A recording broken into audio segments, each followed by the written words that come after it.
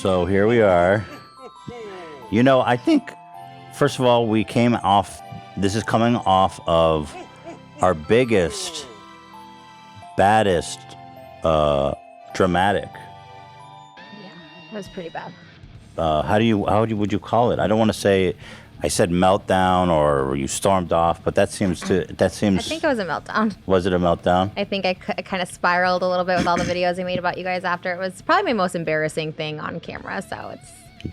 Really? Yeah. Of all the things? I think if you and Hila didn't call me yesterday, I may not have come back because I was so embarrassed, but because she was okay with it, I was like, all right, let me try. And I love doing this show. It really sucked it got to that, but that was pretty bad. I don't know. So just to recap, by the way, with us today, and this is pure chance. People are gonna think we're faking this. Yeah. Because with us today, the last time we had a big fight, we had Dr. Drew on to mediate, and he's back with his colleague, Dr. Young. Now, first of all, before we Dr. Young, what is your background? What is it that you do here with Dr. Drew? Well, Ethan, I'm a professor at University of Southern California in the Marshall School of Business, and Drew and I wrote a book that came out about 2010 on narcissism among celebrities. Oh no! We both are in trouble. Get this guy out of here. So Drew and I have been friends and kind of research partners for a long time, and he told me about the show, and I thought it'd be fun to come on and talk about the results of some surveys we gave you guys. Yes. Okay. So we took personality tests. Me and Trisha both took the personality test A month ago. It was They needed time to crunch the numbers. Well, I'm just saying because we were like in a good space together. We're like, okay, everything's good and fun. So not that it would have changed the answers or outcome, but no, but like the timing is so odd because we were meant to already do this today. We had a huge fight on the last episode. I'll be honest with you. I didn't think, in my mind, I was thinking, I'm going to have to wait and see till next year. Yeah. You wanted a break, and I kind of pushed. I don't know if that's the right word, but I really wanted to do more episodes. And then the Dr. Drew one specifically, because we had this plan, and I was like really wanting to do it again because I loved the last episode so much. Yeah. So you're like, how about, and then you were like, I'm going to just say by myself that we're taking a break. I'm like, well, can I at least come on with you? And I said, that's fair. Yeah. But the thing is, we had Dr. Drew and Dr. Young all scheduled, and we scheduled you guys. Can you guys confirm to me as PhDs and doctors, you could back? Let me get into this. So thank you for having us back, by the way. Thank you for coming back. Yeah, for real. I was obviously inundated with social media notifications of what had gone down with you guys. Oh, really? I thought, holy shit! We're gonna have to postpone this thing we had scheduled. And Daniel will confirm. I pushed him to postpone it if Trisha wasn't going to be here because our original idea was we're going to measure this stuff and look at what's going on with you guys. Mostly because Trisha, you were so gracious and so forthcoming last time with all the information about with the stuff you've been struggling with. I feel like we really made sense of, we sort of were able to look at what was going on with you. I thought it helped Ethan understand who you are, what you struggle with. And obviously none of that worked because you guys had a huge blow up. So we'll have to find out what that was all about. But I feel like with each of these blow ups, you guys get, I wouldn't say closer together, but it helps you guys manage your relationship better. And the fact that you're back today, to me, says it all, Trisha. So thank you for coming back. Yeah. So, happy to be here. Well, it was interesting because after our first meeting, my phone keeps vibrating. Okay. After the first meeting we had, I do feel like it deepened our connection. And we went for a long stretch of time, very amicably, very just like good, easy sailing. Be careful. I don't want to ruin the show. well, no, it was good. Yeah. Well, it was a healthy dose of It was a healthy back and forth banter until it became a little one-sided in my opinion, but that's jumping ahead of myself. I thought it was a little one-sided, the poking, that I wasn't allowed to poke back, but maybe I was wrong. Okay, well, how do you want to do this? Because there's basically two ways we can do this. Do you want to get into the personality test or do you want to know about the meltdown? I think everyone wants to hear about the meltdown because people were hanging on tenterhooks, and they're going to want to see how he was. Okay, so what happened was, and maybe, and I want to know how you got Trisha back here too. I want to know that part. So what happened was, I think we were having a nice, normal episode.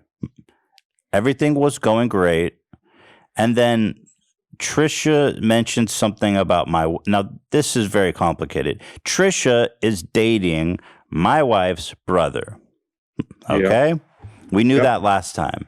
And so she brought up something about my wife, and I said, okay, hold on. You have to cut this because Hila doesn't want you talking about her. There's a very big part that you're wrong on this, and it's very, very important that Go ahead. He brought up Hila. He said, Hila watched the episode and said that there was powdered sugar on your lips last time. I'm like, yeah, that was the first thing. Show him the tape. Rewind it. That's what everyone pointed whatever. So he brought it up for Hila first. It's fine. Okay, I said, I mean. And so then I said, oh, we should have her on. Everyone thinks we hate each other. We don't. It'd be funny to have her on. He goes, nope, don't talk about Hila. And I was like, it wasn't said to me off camera to not talk about her, that she was off limits. They have I'm on their channel, like we've always, so it just kind of caught me off guard. And that's when the pushing started, because then he started being like, nope, can't talk about her. She can't. And I'm like, why not? Like, you guys talk about me on your guys' podcast. I'm on the channel. Like, we've always talked about her. Like, this is kind of out of nowhere that I obviously can't talk about your wife, who's a public figure. So that's what started the whole thing that spiraled. It obviously spiraled out of control on my part, but it didn't spiral from that point. Hila first, just to know, I did not bring her up first. Okay. I think, first of all, I'm willing to admit my mistake. I should have definitely talked to you about this before we started recording. I should have said, hey. Can I stop you right there? That does not feel like you mean it. Oh, doesn't? I do mean it. Make it really clear that you mean it, because this will come back around to hurt you if she isn't convinced that you mean it. I 1000%. I won bajillion. No, I genuinely regret not talking. That was not fair of me to spring that on you the way I did. Okay. But okay, so I was wrong on that. Mm-hmm. And I did text you and say that right afterwards. This is what we did last time, you guys. But hold on, you got to see what happened, Dr. Drew. Where this is just like we're on the Titanic, and you're like, oh, there's an iceberg. We didn't even hit it yet. We just spotted it. So there's a lot of tension between Moses, my brother-in-law, and Hila, my wife. Neither of them are here right now, which is good. Yeah. We did this by design. Mm-hmm. And we can talk about everybody? Yes. Moses, your wife's brother. Yes. Yes. My boyfriend, yeah. Yeah. Okay. So here's where the problem comes in. Trisha comes on the show, and she frequently repeats stuff that Moses tells her. So let me just finish my point, then you can respond. So, for example, Trisha will say, and you did say in that episode, Moses doesn't even like you guys anyway. Or she says she's joking when she says stuff like this, but she goes, well, she says of Hila's mom, Moses' mom, he's not very close with her, and she wouldn't be invited to our wedding. Or you guys wouldn't be invited to our wedding. Or you guys aren't close with Moses. She always says stuff like that I feel like is driving a wedge between Moses and his family. Okay, so Trisha, and by the way, and then there's more. There's more because I don't need more. I don't want. There is more. This is important. Break it down for this part, and then have him reply to what you just said. There's one more piece that I think is important. All right, go ahead. When Hila asks Moses about it, Moses says, "I didn't say that." Yeah, that's actually not important. So, but okay, it's not important. Relax. Trisha, do you know what splitting behaviors are? Splitting, you know what we talked a little bit about it last time. It's where it has many different sort of features. One of it is presenting differently to different people, or presenting different aspects of the truth to different people, or splitting one person's point of view with another. Like if Ethan says, I like green, you go, well, Moses says you don't like green, and Moses likes blue. That's splitting people. Does that feel familiar to you? Yes. Okay. And you have talked about your personality issues. And one of those issues is you'll have a tendency to split. You just will. Yeah. And Ethan, your job is to not respond to splitting. Yeah, but she's driving away. But I can't, if she's, my wife. I got to get on your case for this one. You are allowing the wedge to be put into place. She is doing what she does.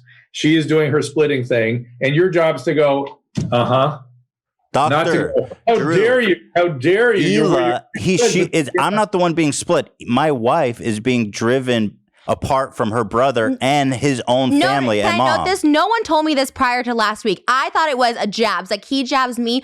Yes, it's splitting, and yes, I know I was jabbing him, but it was no one told me. Hila didn't tell me she had a problem with it. Ethan didn't tell me someone had a problem with it. Moses, no one told me that this was an actual severe problem that's so severe. Hila was always talking to Moses like, you have to not stop doing this. How would I Moses ever know? You never told me. I did it on the show multiple times, and you cut out a joke about his mom one time and never even explained to me why you cut it out. You could have been like, hey, we're going to cut that, but don't say it in the future. When you would do it, I would say there was times when you would say it, I say, you have to stop doing that. On camera, which I take all this as entertainment, just like I say, stop it, that's uncomfortable. Like on camera, okay, if you tell me off camera, hey, this is a real serious issue, just stop. You never once said that. You've always said it on camera, and I always thought we were jesting back and forth. You come for me, I come for you. And I was like, oh, it's part of the show. It irks you. And so I dug into it. The problem is that Hila distrusts her brother because he's telling Trisha things. Now you're kind of splitting. Now you're sort of doing splitting behavior. So I'm not splitting. I'm not splitting shit. Should that be presented on this show? That issue? I think it's out there. Okay, so your wife. But I think this is an important issue. But they're not here right now. Listen. What do you think? Important in the sense that you can't tell where reality is. You can't tell where reality is when this stuff gets going. So you shouldn't take offense when you don't know what's what. You just can't take offense to stuff when people are just talking. Later, if you're able to substantiate these things and find out that Moses is not trustworthy or does feel the way that Trish is telling you, well, then it's something to talk about. But in the meantime, it's just whatever. Don't react. So you're saying. So let's say Moses says, so Trisha comes on, she says, Moses says she doesn't even like you guys.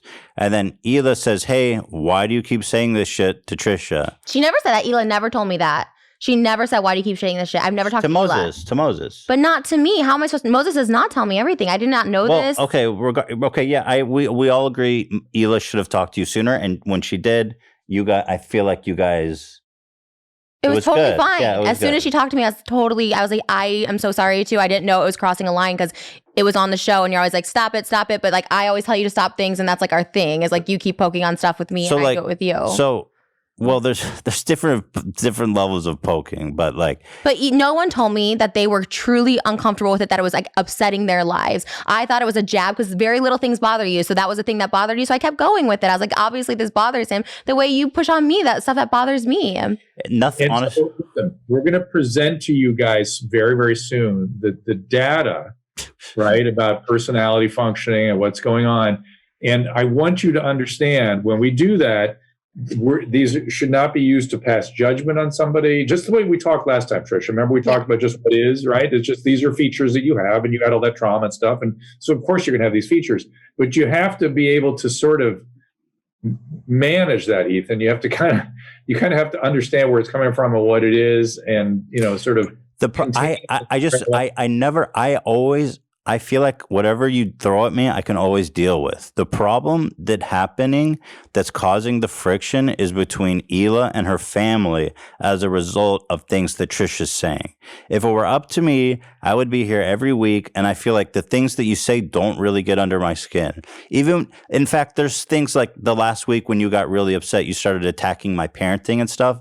I can deal with this stuff. I wasn't attacking your parenting. I said, do you want my opinion on this? I asked I did throw a jab. I said something like, I want to have a nanny. Then you said, tell me then how I should do it. I said, do you want my opinion? You said, when there's 2 working adults, I said, do you want my opinion? And you said, yes. I did throw the first jab at it, but you continued it and pushed it. So tell me about my parenting. I'm like, you really want to know? And you're like, yeah. I was like, all right, this is what I would do when I had a single mother that was working. My grandma watched me, not a nanny. I had a babysitter that abused me when I was 5 that was female. We don't need to get into it. But you just said How No, can you tell because me it's not to get into it? because it's objectively true, and I feel like there's no point in but debating. it's not. If I ask you, do you really want this? Because you were pushing for me to give you responses. If we don't have the clip, so they couldn't possibly know the context. So there's no point of. But we debating. have a clip. It's very easy to show them. It's online. She was at the peak of her anger, and she goes. That wasn't the peak of my anger. The peak of my anger is at the end. Okay, well, she was rising up to it. I realized what he was doing. He was pushing for a reaction. I'm like, I okay, was- do you really want my Oh opinion my on this God. situation? No, That's not I wasn't attacking pushing your for a reaction. parenting. I was trying to make you own what you said. No, you Yeah, kept just- asking me. Oh, so now my mom's a bad grandma. That sounds a little bit aggressive. What does that mean? She Oh, because she says we came to like a point where she's like, let's just move on, and I said, great, let's move on. And there's like a moment of silence, and then she says, I'll tell you one thing: if I was lucky enough to have a kid, I wouldn't have a nanny. Mm-hmm. And that was a jab, and I admit that. But he pushed. Oh, so what should we do if Hila's working at? Give me your advice as a parent. I said, what do you mean by that? And I said, do you really want me to answer that? And he said, yes. Then he goes, oh, so now my mom's a bad mom for not watching theater. So he kept pushing stuff. And I'm fine with it. my If God. you wanted a reaction, but what? Like, that's what you were pushing for, to me responding and giving you a reaction. I was trying to figure out what you meant. So I'm not allowed to respond? Me responding is attacking you? So do you still think that do you think that having a nanny is... Tell me, what do you think about the truth about Okay, but you're asking me right now. And so because you're not being honest. Okay, but do you want me to reply? I will be honest, but I don't want you to be like, you're attacking my parenting. Do you want my honest opinion? No, because you said, well, okay, you say, okay, well, your mom should be here then. I do think I would have my mom watch over a nanny. I don't trust strangers with my personal experience. I don't think your nanny's the worst. I'm just saying my personal experience. This is not the exact conversation that happened. I don't think it's productive to go over it now. Well, you just asked me. Did you not just ask me to give you my opinion on this? And that's what I'm saying. Do you really want me to tell you? I will. I have no problem We already with it. talked about this. Okay, but you just asked me to give you an opinion again about it. I heard your opinion. I heard it. I don't care to share it again. I'm just saying, like, if he wants me to reply, you're like I will. sugarcoat. Like it's very obvious that she was in that moment digging as deep as possible. I was not digging it. He was pushing. Okay. So There's you no know, point. you know also, Trisha, that one of your things is unregulated aggression, hostility. Once it gets going, it goes, right? Yeah. Yeah, and then Ethan somehow can't handle that when that happens. I can handle it. Well, no, you escalate it as opposed to just containing it. And so You got to watch the clip. You got to watch the clip to see what really happened. Yeah. But I want to go back to something that I found curious. Why were you so embarrassed, Trisha? That sort of surprised me. What you did on social media when you were in that state of unregulated aggression? Yeah, I think because I don't think that's ever been out there like that. I obviously that very end of it, after all of that, when I realized he's pushing me for a reaction, which I'm happy to give. I'm happy to be that person because I know it can be entertaining or whatever, and I'm fine to be that way. It just was more embarrassing that I let it go so far where I called his wife really bad names. I called her the C word, the B word. I just was cursing out a storm. I honestly don't even remember that part. I remember the nanny part. I remember all that. That part I don't remember. All of a sudden my boyfriend comes in with the pizza. It seems like it's a big joke and people are laughing, and this is my perception. It may not have been that way. And then all of a sudden I was thinking oh my God, this is it. So my final thing was to just end it. I thought, every time I curse someone out or go too far with someone's wife or something, like my ex-boyfriend, I cursed out his wife and then he broke up with me and that was the final straw. I thought this will be the final straw, ex-wife. And so I thought okay, I'll just end it. I'm going to just go this way and make sure we never talk again and that's it and that's fine and people get what they want. You and Ethan, or you and Hila, or you and everybody? Me and Ethan. When I went to the car, I was hysterical and hyperventilating because Yeah. So you've described to me before when you get in these states, you sort of black out. Were you in one of these sort of blackout? I think towards the end, because I don't remember. It's embarrassing to watch it. I saw it on TikTok, and I don't remember saying all that. But I did feel immediately embarrassed when I heard that because I was like, wow, I literally went. Everyone in the comments said that too. You went too far. She's attacking your wife, and I agree. I'm in their house, and their kid was upstairs, and their child was upstairs, and I was yelling and cursing all the way up the stairs, and it just was really embarrassing. That part wasn't. I mean, I was aware of it, but it was I just couldn't do anything. I just kept cursing all the way up the stairs. It was, I don't know. Can I say something? Well, just quickly, I want to commend both of you for being together, being in the studio. Let's really start from there. You're trying to get your relationship back together, and it took a lot for you guys to be sitting here as you are today. Let's just acknowledge that, okay? Yeah. And so there's still a lot of, everyone's still kind of a hair trigger. And so you may need to clean up your side of the street with some of that stuff, right? You're aware that you have to make amends, whatever, to really make things okay. Mhm. But part of it is being willing to sit here and take that embarrassment or humiliation or whatever it is. Yeah. So here we are. That's great. Ethan, you just wanted to say something. So I want to say that I don't know what it is exactly you feel when you get to that heightened state of emotion, but in my mind, I'm never thinking like, oh, she's out of my life forever. She's done. I'm feeling like, well, we can, like I said to you, let's talk later. Mhm. It's never like, oh, you're out of my life forever. You know what I mean? Like she said something like, I'm quitting, yada, yada, yada. She said all these bad words. And in my mind, it wasn't like, bye forever. I said, why don't you leave and we'll talk later? In my mind, that means bye forever because everyone says that and then it's bye forever. Like with every situation that I've been in life, like David and Jason and all that, like it was bye forever. I did one mess up where I went and said like, went on a rampage and then they said bye forever. They just cut me out after being a year and a half together every day with both of them. And it was just like bye forever. And that's how it always is. So This might be the right time to get into the study, the test. yeah. Because some of the things you scored high on is associated with a lot of difficulty with shame and abandonment, and you'll blow things up as opposed to having somebody leave you. You know what I mean? Yeah. Right? For sure. And so this all sort of is borne out in some of the data we collected, and I think we ought to get into that. And before we do, I want to point out these guys are not our patients. They're not human subjects. They've asked us to do these testing to sort of, just part of it is just to sort of objectify some of the stuff you guys talked about, and it's kind of interesting. You guys also, and the original conceit was we would get you two and measure your, and Dr. Young will explain the scale we're using, the scales. We actually used a couple of scales. And then somebody thought, well, why don't you test everybody on the air staff, which we did. And there's stuff in there we could talk about, but our focus initially. So regarding that, because we tested everybody, so we are going to be going over. We thought it should just be me and Tricia today. Tomorrow on the podcast, we're going to go over everybody else's results. Am I supposed to be? Dr. You don't have to be there. No. Dan, you worked it out with. Well, before you hopped on, Dr. Drew, I'll cut this out. We can just before you hopped on, I was talking to Dr. Young. And he wasn't positive if he could, but I kind of explained the situation, and he offered very graciously. I might be able to show up, but I have a colonoscopy tomorrow, so we'll see what condition. By the way, you understood. If you think this is like a colonoscopy, I actually have a colonoscopy. Dr. Drew, if you guys could just like send the data or send us the score sheet, like right, and he offered to do that as well, but then he said I might be able to come tomorrow, and so we can settle that. I wouldn't have dreamed of assuming your guys' time tomorrow, and I'm very appreciative of you guys being here today. We both want to help you guys out. We both might be able to do it, but as I said, unlike the simulated colonoscopy, I have an actual colonoscopy. Well, I'd love to ask you about that tomorrow. Is it your first? Is it your first time? Oh no, I have something called Lynch syndrome, so I have to have them every year. Oh, so you're a veteran. It's an annual event. I get them out of the way. It gets easier, kind of, but not really. It never really gets easier. Well, let's see. I'm 35, so I guess in 10 years I will experience my first. Right? They say 45. You might do just a quick aside here. I make all my patients get these genetic tests.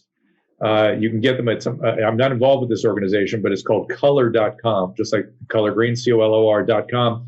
And I see the menorah up there, and I'm guessing Ashkenazi is in your heritage.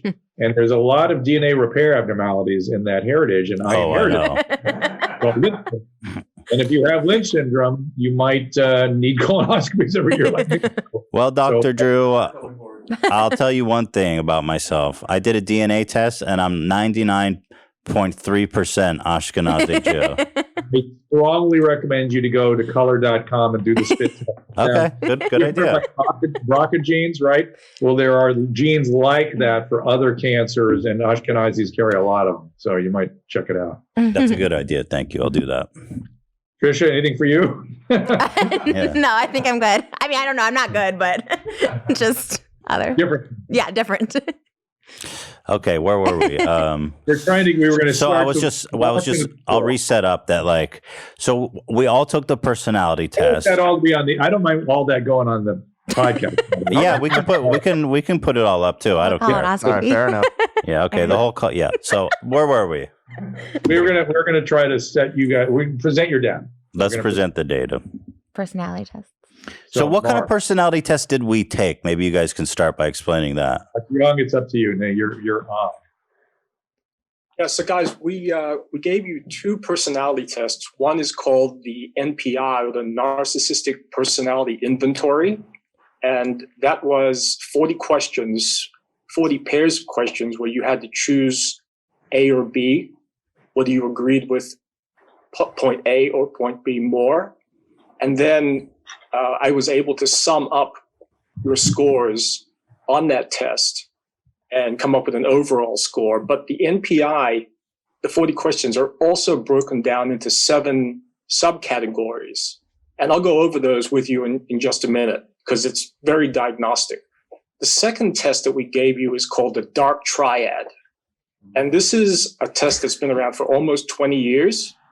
And what that test does, it also assesses narcissism, but it includes a measure of Machiavellianism. Oh, shit. And psychopathy.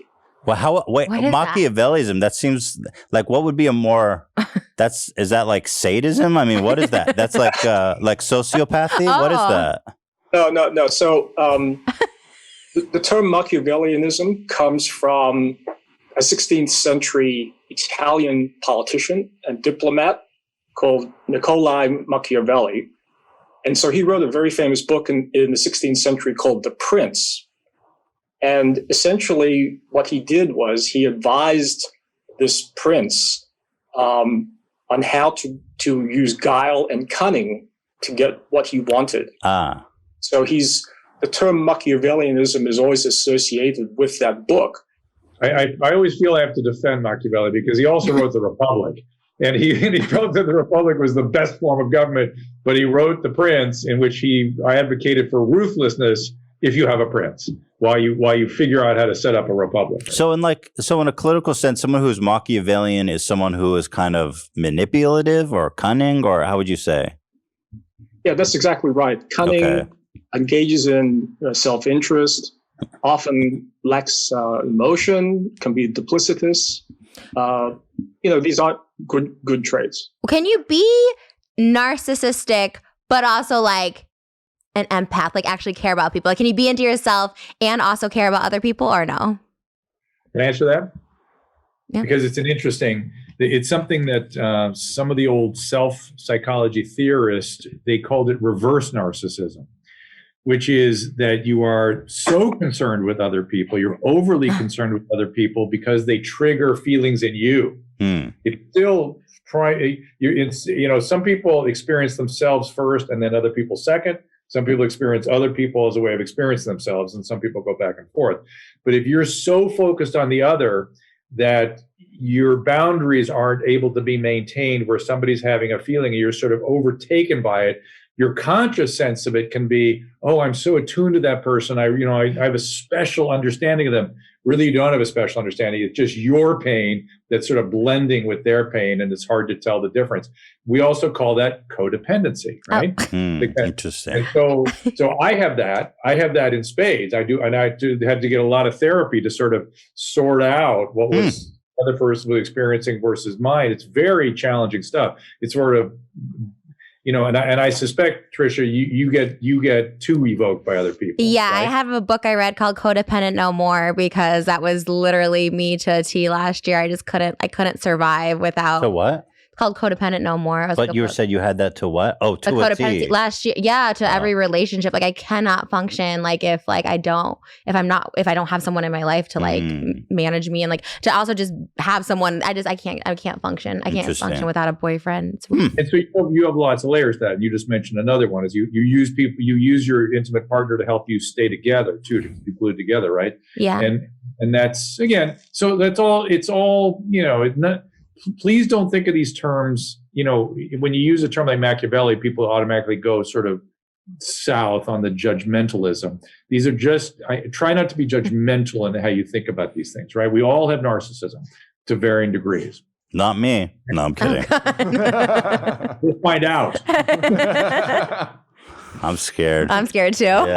I was scared answering these. It was like, do you like to look at yourself in the mirror? I'm you know like, what? yeah. You're like, the thing is, like, the questions felt a little tricky, right? Yeah. Because, like, I feel like you phrased them differently in like 3 different ways to try to trick me into like catching myself.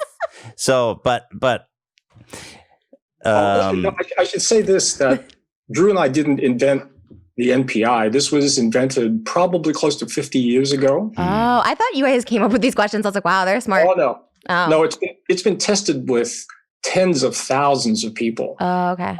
And so the questions aren't really designed to trick you, but they're designed to kind of make you think and to force you into making a choice between right. these two pairs. Right. And so going back to Trisha's question, narcissism really is not something that is what we call a monolithic construct. In other words, it's not just one thing. There are actually, in this scale, 7 different aspects of narcissism. Let me just read those off to you. Authority, superiority, self-sufficiency, exploitativeness, vanity, exhibitionism, and entitlement. So you can break the 40 questions down into scores on each of those 7 categories. Interesting. So is it usual for narcissists to like hit all of those categories, or is that what makes a narcissist, or do we all have different levels of each category? You all have different levels. And Drew and I often talk about the so-called good aspects of narcissism, which consist of authority, superiority, and self-sufficiency. And perhaps the not so good aspects, which consist of exploitativeness, vanity, exhibitionism, and entitlement. And even when you think about those so-called less, adaptive sorts of scales, I mean, vanity and is sort of, what was the last category? Not exploitativeness, after that. Exhibitionism. Exhibitionism. And vanity, exhibitionism, I mean, that didn't hurt anybody. You know what I mean? It's like, to me, those are sort of neutral. What do you mean by exhibitionism? like naked? Like you like looking at yourself, or you like what does that mean? Because I mean, I know it means generally to be seen and to look at people, right? So what does it mean clinically? The same thing? Yes. Oh, okay. I understand it. And then another question I have about the test, if you'll indulge me, is that on one of the tests there was like a sliding scale of like agree, strongly disagree, and there was like I forget how many bubbles, but like what is it you're looking for? Because I felt like on a lot of them I didn't have a strong opinion one way or the other. So that was that scale was associated with the Dark Triad survey. So that was different from the narcissistic personality inventory. Oh, it's not. It has nothing. That one had nothing to do with the narcissism.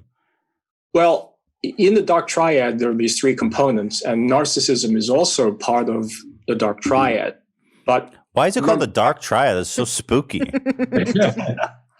Well, it's called the Dark Triad in part because these 3 things, psychopathy, Machiavellianism, and narcissism, are meant to be things that characterize people as having antisocial or something that are cunning, callous, I see, self-interested, and things like that. So people have put these things together into this scale to try to describe certain aspects of human behavior. Now, let me just sort of explain it to you this way. The way I think about it is if you are a fighter pilot trying to make a landing on a aircraft carrier, you want that person to be as narcissistic as possible, right? You want him or her to feel invincible, grandiose, no anxiety. I mean, you want all that stuff in that person.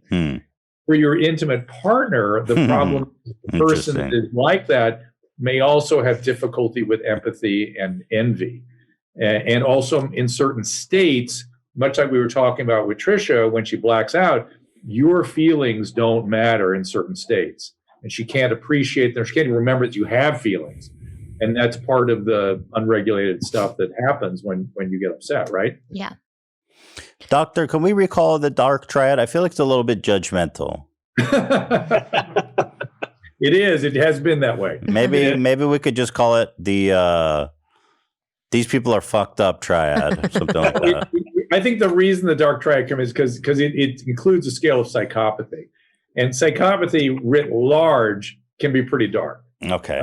But mild psychopathy is just a nuisance. All right, let's do this. So let's start with the. Is there a winner on these tests or no? Like, is there a right and wrong? Tell me who's the narcissist. Like, is there like someone that's coming out better than the other person with these tests, or just like not a comparison? Wait, what are you? Are you asking? Is one of us more narcissistic than the other? Yeah. Yeah, well, actually, it's a very good question. Thank you. Well, I wasn't sure quite what you were asking. I love being at doctor I thought you was be like, I score. No. And make -1. Stop. I didn't know. So just to put your scores in context, the national average out of 40 is about a 15. Oh. So let me just kind of tell you what each of your scores are, and then we can break them down into categories. And we want to score high, closest to 40, or we want to score low? I think high is bad. Depends on your perspective, I guess. High is bad? I think high is more narcissistic, right? Okay, got it. Yeah. Okay. Yes. So the closer to 40, the more narcissistic. So got it. Let's start with Ethan. Ethan actually scored. You want to take a guess, Ethan, as to what you scored? Is this part of the test? No, they're just out of 40. Let me ask you this: what's the highest you've ever seen? Have you ever seen a perfect 40? No, but we have seen a 34. Ooh. Oh, so 34 is like, wow, this guy. And what do you do with the 34? You just put him away? That's a famous score, guys. Yeah, it's a famous person who actually got that score. Who? Can you say it? He's afraid to say it because it's been an issue up until this day. Should I say it? Wait, is it Robin Quivers? Yes. Wait. I knew it. I can't believe Robin Quivers. That's iconic. She's the Howard Stern. I know Robin Quivers. But I remember seeing you guys do that test and you saying that she has the highest score ever. Oh. And I didn't know if that was shtick or not. That's iconic. No, really didn't happen. And the big mistake we made, and I've apologized to Robin a million times, and she's not accepted my apology. Well, she is a narcissist. Which Howard loves ribbing her about to this day. Is that because it happened on the air publicly, we assumed there would be no issues when we wrote our book. We wrote a book about it. We went and studied hundreds of celebrities. And so we just in the book, here was our highest score, here was our lowest score. She took great issue to that, saying we should have given her permission. Oh, really? That's what really caused the problem. And she's right. It didn't occur to us because it happened publicly, but you're right. I felt really bad about that. And so I'm still trying to make amends to her. I would be honored if I was in your book. You could write about me anytime. So I think Trisha's looking to get the highest scores. If she knew, she would have answered all the questions differently. Okay. This may generate another book. Okay. On a narcissistic scale, you say the average is what? Average is 15. The highest possible score is 40. God. So, Ethan, what do you think you got? Maybe a 15. Maybe. I say 8. Maybe average. 8 for Ethan. Okay, well, Ethan actually got a 7. Oh, that's nice. I think. I know he's very self-deprecating and has a low self-esteem, and so overall, I knew you wouldn't be narcissistic. Low self-esteem. Well, yeah, I think you have issues. Which I do too. We have similar self-esteem issues. Okay, let me ask you this: as Trisha insults me, does a low narcissism score doesn't mean that you don't have confidence as a human being? Does it? No. Well, no. Remember now, in a moment, we're going to get to the specific categories in which those 7 numbers fall. Okay, good. Go back to that. So that means that so I got a very good score. I think I'm a good human being now. It's not about No, yes it is. Yes it is. You can be a narcissist and be a good human being. No, yes you not can. most of the time. I'm just kidding. I'm just fucking with you. I'm kidding. I want to be really careful about I'm kidding. She knows I'm kidding. Is 100% correct. We'll come in with I'm kidding. I love the Dr. Drew episodes. But another scale that Nathan will no doubt score off. There's a scale somewhere I'm fucked up on.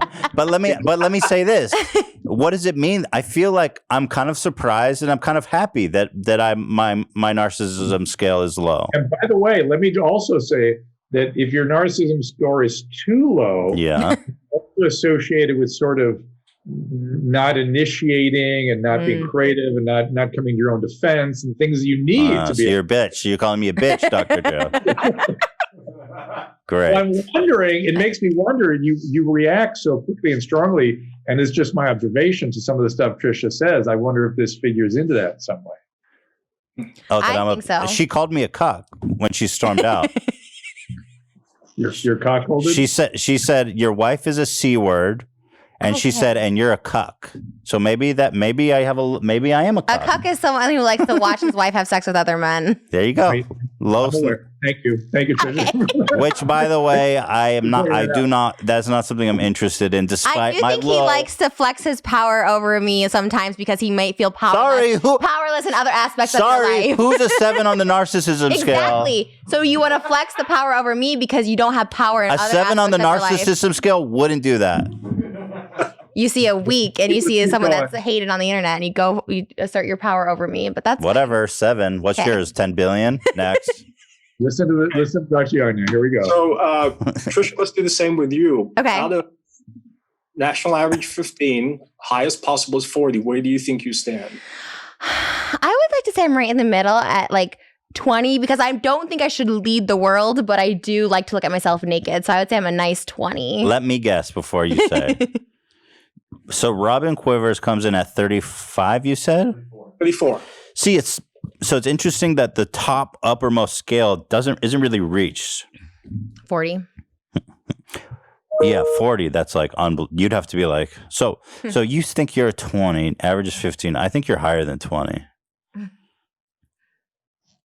I think you're probably a 25. Wow. Well, no, don't say wow. I mean, it's not. There's no wow in any of these. That's high. Don't sugarcoat it, Dr. Drew. No, we know that you're going to score very high on vanity and exhibitionism. Right. You know that. Yeah. Right. And that tilts your scale way over right away. So go ahead. All right. So the big reveal is that Tricia has scored a 30 out of 40. Holy shit. Oh, I missed it by 5 points. Whoa, Yes, you're way up Shit, I could have there. been. I mean, if I'm gonna be up there, I might as well be over Robin. Like, I don't want to be. Can she second take place. it again? I know. Can she take it again? She wants that 35. Shit. So wait, what percentage of people score that high? 35. Well, a 30, actually, a 34 is what they call 3 standard deviations above the average, which means that you're higher than 99% of the population. Wow. Holy shit. I'm in the top 1%. Well, that's a 30. A 30 is probably around 97, 98%. No, I thought it would have been like 80% or something. So But she's 35, though, you said. No, I'm 30. 30. Oh. I wanted to be 35. Oh, right. I'm sorry. 30. So Wow. Yeah, let's break them down so you can see what's going on. So let's go back to Ethan for a moment. So Ethan the cuck. Go ahead. I was feeling pretty happy, and then Drew made me feel bad when he said that I'm like fucking basically called me a beta. Well, look, remember there's 7 categories here. You have points in 3 of those categories. Authority, you get a 3 out of 8. Self-sufficiency, a 2 out of 6. Mm-hmm. And entitlement, a 2 out of 6. Mm-hmm. So remember, the authority and self-sufficiency factors are considered the healthier types of narcissism, right? So you have 5 of your 7 points are in those healthier categories. Thank you. Dr. Young is my man. Dr. Drew sucks. I'm just kidding. Thank you, guys. I'm just trying to be entertaining here, but I do appreciate that, and I am not a cuck. Interestingly, though, you have 2 out of 6 on entitlement. Oh. Right? So, and nothing else in any other categories. So when you say 2 out of 6, there were 6 questions regarding entitlement. I scored on 2 of them. So can you? No wonder he likes seeing his wife has sex with somebody else. Stop it. I love Dr. Drew. Yeah, Dr. Drew. Wait, can you do those again? Because I didn't quite understand. Read it again from the top. Okay, so you got 3 out of 8 on authority. Okay. 2 out of 6 on self-sufficiency. Okay. 2 out of 6 on entitlement. Okay, I see. I have to say that these are low scores across the board, really. It's just interesting to us that the categories that you fell into, authority and self-sufficiency in particular, are, again, what we consider the more positive aspects of narcissism. I think that what we can really draw from this is that as far as narcissism scores go, this is probably one of the best and healthiest scores you guys have ever seen. I wouldn't go that far. Not prepared to say that. They said too low is bad too. Yeah, but they said I hit. Right. Okay, whatever. Thank you guys. Oh, I love Dr. Drew. Maybe if you fire me from the podcast, maybe me and Dr. Drew can have another podcast. He has like 8 of them, so I feel like I could join one with him if you let me go. Is that true, Dr. Drew? How many podcasts do you have? Let's do a plug. Plug your podcast. You deserve.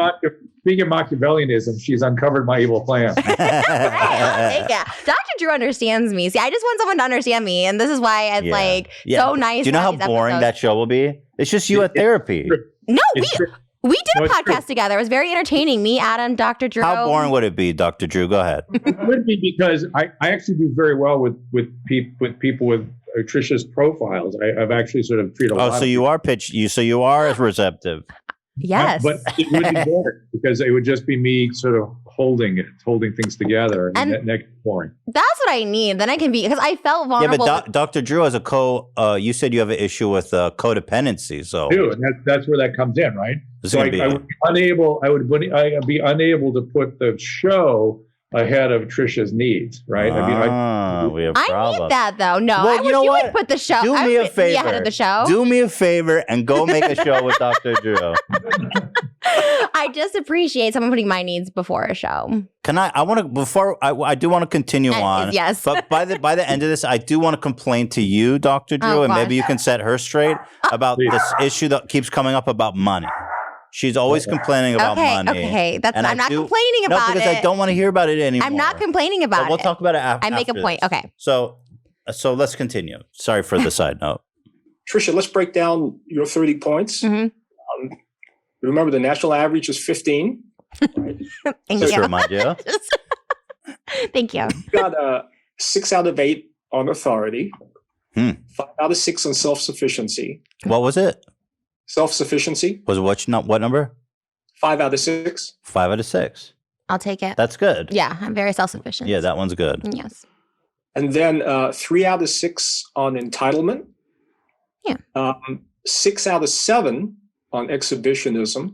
That makes sense. Yeah, for sure. She works in porn, so I'm top 1% on OnlyFans. yeah. Okay, then 3 out of 3 on vanity. Whoa! Oh. Wait, stop! A perfect score on vanity, which makes sense because Trisha to this day still thinks that me, a happily married man, wants to fuck her. She's obsessed with that. Yeah, that is a condition I have where I think literally everybody wants to have sex with me. Just remember, next time you think that I want to fuck you, you have a 3 or 3 on vanity. I think I have sexual tension with everyone. It is a problem. I'm pretty sure not everybody wants to have sex with me, but I still think that in my head. I'd love to see the questions. Can you read the vanity questions that she marked yes to? Is that possible? You'd have to give me a moment. I'd have to go back through everything. Because I would love to read what you said yes to, because they were really extreme. I do think very highly of myself for some reason. I mean, I hate my weight, but I think I'm very beautiful. On a scale of 1 to 10, like 10 being most beautiful woman in the world, what would you give yourself? It's so hard to say because I consider myself a complete package. So to look at me, I don't think I'm a 10, but the complete package is most definitely a 10. Yeah, 3 out of 3 for sure, dude. It's awesome. I love it. You're talking to a 0 out of 3 across from you. Did I really have a 0.3 on vanity? Yes. Oh my god. Oh my gosh. See, that's what I said. I could take at least 1 out of 3. You know what I mean? I told you had like low self-esteem. I know you do. I know you have this like complex because you were skinny at one point, and so you have a complex. We relate to it. I'm not trying to expose you, but you know what I mean. I do feel, yeah, but less than because of your weight. I sometimes do. I feel like I have confidence, but maybe just not physical confidence. Like I don't think that I'm like as a person I have confidence, but I also think I'm a disgusting fat fuck. I know. Likely have confidence to see your wife with somebody else. No big deal. Oh, come on. That's our podcast. Ethan's a cunt. This fucking guy. Oh, God, I love him. So, yeah. Actually, Ethan, I did find the questions. Yes, please. Let's hear the vanity questions. So here are the vanity questions. Remember, these are 2 questions. You have to choose A or B. And so one question says, I don't particularly like to show off my body. And The second choice is I like to show off my body. So I said, I don't like showing off my body. And you said, I do. Of course. Yeah, that makes sense. I always want to show you like my squirting and stuff. I'm like, here, look, but like Okay, Moses won't but let that me. makes sense. Yeah. That Yeah. totally is. That one's okay. So what's next? And the next one is my body is nothing special, or I like to look at my body. So for me, obviously, my body's nothing special, and you like to look at your I body. love my body. I had lipo. I had a butt transfer. You like looking at your body? though? I do think my body is very attractive. Really? Because I hate. Okay. Because I don't like looking. Because I'm out of shape. It's bad. I have a lot of good jiggle. Like I have a slow motion of my ass jiggling. I have a lot of nice. I I have mean, a lot it's of nice nice that body. you're confident about your a lot of body. people like to look at my body. I That's make true. $1 million a month and have people look at my body. That's so. true. So you have no reason not to. Well, the last question is I like to look at myself in the mirror, or I'm not particularly interested in looking at myself in the mirror. You said no. You're not interested. No, I'm not particularly interested. Really? So wait, but like, see, that's Shocking, it. Tricia. Shocking. Wait, hold on. I can't stop staring at myself in these monitors. I look at myself the entire episode. Do you can't stop- really? Yeah, I didn't even. I love barely even looking. notice it. But like, see, I feel like my answers. It's like I'm not particularly interested in looking at myself in the mirror. That seems to me like a pretty like healthy attitude. No, I guess. Well, I don't think about these questions as yeah. Come on, you've been calling me a cuck all episode. Now you're playing it all diplomatic. These are these are forced answers that have predictive value. You got to think about it that way. Yeah. Okay. Dr. Drew knows. Okay, interesting. Let's continue. I mean, I find I'm absolutely fascinated by all this. Me too. I never even thought of vanity as being narcissist. I guess that is. Never mind. I don't know what I'm talking about. I guess I would imagine it'd be well, yeah, okay, interesting. I knew that. Yeah. 3 out of 3. I'll take it. That's 5 of the we were going through Tricia's categories. Yeah. The last one is exploitativeness. Uh-oh. And Tricia, you got a 2 out of 5 on that. That's good. What's exploitativeness? That's like taking advantage of Taking advantage Oh of yeah. I'm. What were the What were my 2? Yeah, tell me the 2 that she answered. Jeez. unexploitativeness. Yeah. I love see that's the I interesting probably take advantage of you, like to be on this podcast. and stuff. Think of your history. You manipulate a little bit, and that Yeah. also you should show up on the Machiavelli scale a little bit too. Then, For sure, I've been Right. called a manipulative person multiple times. So right? And I'm not sure you are aware of it when you're doing it. I 'Cause definitely, yeah.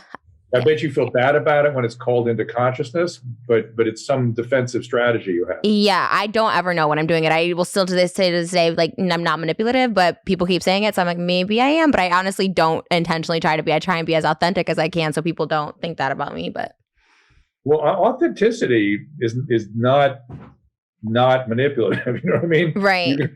You can be authentic and be manipulative. Well, people think I manipulate the audience by talking about borderline in general because this is a recent diagnosis as of last year and going into therapy. And everyone's like, wow, she's manipulating the audience by saying she has borderline personality disorder. I'm like, well, I don't know. You guys call me crazy. And then I say I have a disorder. And then they're like, oh, she's manipulating. And I don't know what that is. Like, I don't know where the confusion lies. I don't think that's manipulative, but I think what they're doing, people, I see this all the time with drug addicts too, which is people don't like them to have, I don't know how to say this, to have an out. You know what I mean? When you say you've got a brain disorder, then people have to be sympathetic to you. And Right. when they're angry with you for some behavior, they don't like being sympathetic. You know what I'm saying? Yeah, that's it. Because they called me crazy for so many years, never got diagnosed until I was 31. And then they're just like, wow, now she's being manipulative. We should all just walk around eggshells around Trish. I'm like, Well, it's hard when people don't know you in real life and they just see you online and it's like this and this and this and this. Yeah. You know what I mean? It's well, that's hard. where I'm trying to be authentic so people can kind of see more of me, but it's hard. So guys, I found the 2 questions for Tricia on exploitativeness. Option 1 is I can read people like a book, or people are sometimes hard to understand. Oh, I feel like I can read people very well. Like a book? I But mean, that's the thing. Well, some of those questions, like, because like for me, I'm like, I feel like sometimes I can get a read on people, but to Like a say, book. but like to make a statement like I can read you like a book is like, no, I can't read people like a book. no, but I think I can read people. Yeah. That is part of borderline. Right. Because Yeah. with borderline, they like have antennas up to people's emotional states, both because they've been traumatized and they're always ready to sort of react to that. But some of the borderline process, did we talk about this last time? Did we talk about projective identification last time? No. I don't think so. Okay. So what happens, and this is what you guys were getting into in your last meltdown, which is that when borderlines experience feelings that are awful, they kind of disavow them and put them in the other person and make you feel awful. Mm-hmm. They literally able to sort of inject feelings into you. Mm-hmm. Think about what babies do when they want to get fed. They make all kinds of noise that makes you feel a certain way that makes you come to go take care of them. Mm. People with borderline disorders use that same mechanism, and it can be crazy making in the person nearby because you don't know why you're feeling all the things you're feeling. And borderlines are hyper acutely aware of what's going on in you. Like a book. Like a book. And then what was the other one? Yeah. All right. So the second question is, I will never be satisfied until I get all that I deserve, or I will take my satisfactions as they come. Wait, what was the first? Say the first one more time. I will never be satisfied. I will never be satisfied until I get all that I deserve. Oh my God. That's so pretty wild, dude. That's so intense. I don't remember checking that, but I guess between the two, I should get all I deserve in life. So I guess, my thought process when I read that was like, well, I don't think people necessarily deserve. I don't think that I necessarily deserve. It's the way it's written. It's so sharp. It's like, yeah, it'd be nice to be satisfied with certain things, but I don't necessarily think that I deserve like everything I want. You know what I mean? I think I deserve everything I want. I do, but I feel like everybody should think that. I think everyone should like think they deserve everything in this life. To me, that seems like a really dark way to go about the world of like, I deserve. How can everybody possibly deserve everything they want? Because we're all humans. We're all created from God. Like we all deserve like his blessings on earth. Like I believe that. And everyone should feel that way. We're Antichrist. I'd love to know how God scores on a narcissism scale. He would probably be a perfect score. Maybe that's an interesting way to look at it. All right. Well, this was great. So we have another test to go over. Oh, yes. Which I'm assuming Trisha failed spectacularly as well. I have more to say about this test. Oh, sorry. Just before we leave that, I mean, the discussion that you guys just had about those questions is an indication of how differently people feel about their lives and their perceptions, right? You guys see things, the same question differently, which is what these types of surveys. It's really interesting. Yeah. Because to be totally fair, when I was reading some of these questions, I could tell that it was like, I was like, who would mark yes on this? I mean, not to yeah. But I was like, I can't even imagine making such a strong statement as like, I deserve everything in the world. Well, I think that's more manifesting. I didn't want to say I don't deserve everything. So I'm like, I'd rather say I deserve everything and have it come. The question doesn't say you don't deserve it. It said, you will not be happy until you get everything you deserve. Yeah, that's better than the alternative option is how I looked at it. The alternative option isn't that you don't get things that you want. It was just so extreme that I was like, no, of course I can't. I can't mark yes to that. I saw it differently, but I mean, that's fascinating. Yeah. Right, doctors? that is the point. That is the point. You literally see it differently. You literally think about it from a different perspective. Yeah, that's what's happening here. All right, so let's turn to the dark triad and why don't you just call it the axis of evil? The dark triad. Yeah, why don't we just call it the That should be our podcast, the dark triad. I like that. Well, we need a third person if we're going to be a triad. Dr. Drew? Yeah, exactly. Well, guys, I can tell you that the dark triad has really kind of entered popular culture too, because, every now and then I watch this TV show called SWAT. And last night, I think somewhere they were rerunning an episode where they were chasing this criminal. And amazingly, they said this criminal has these three characteristics: Machiavellianism, narcissism, and psychopathy. And they actually used the words the dark triad. So this is something that we're going to see a lot more of. Interesting. As time goes on. Let's get to it. So with the dark triad, a high score in Machiavellianism is a 3.86 out of 5. Well, I'm sorry. What is this? Pi? 3.86? 5? 3.8? Why the decimal? Just because of the thousands of people that they've tested. I see. I misunderstood. So the average is a 3.8. Sorry, say that again. 3.86 because out of 5 is the average. Okay, yeah. People seem pretty evil out there. You'd asked about the number of bubbles, like the strongly distributed. Right, I got it. That's a 5-point scale. So got it. 3.6 out of 5. Okay, got it. Narcissism a high score is 3.68 and above. Got it.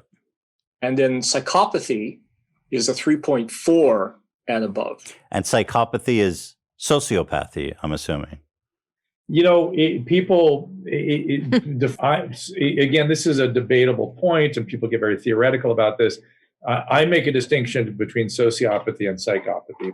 Sociopaths are people that are manipulative and really don't care or don't really appreciate that you have feelings. You're just there to serve their needs, right? Mm-hmm. A psychopath doesn't have feelings.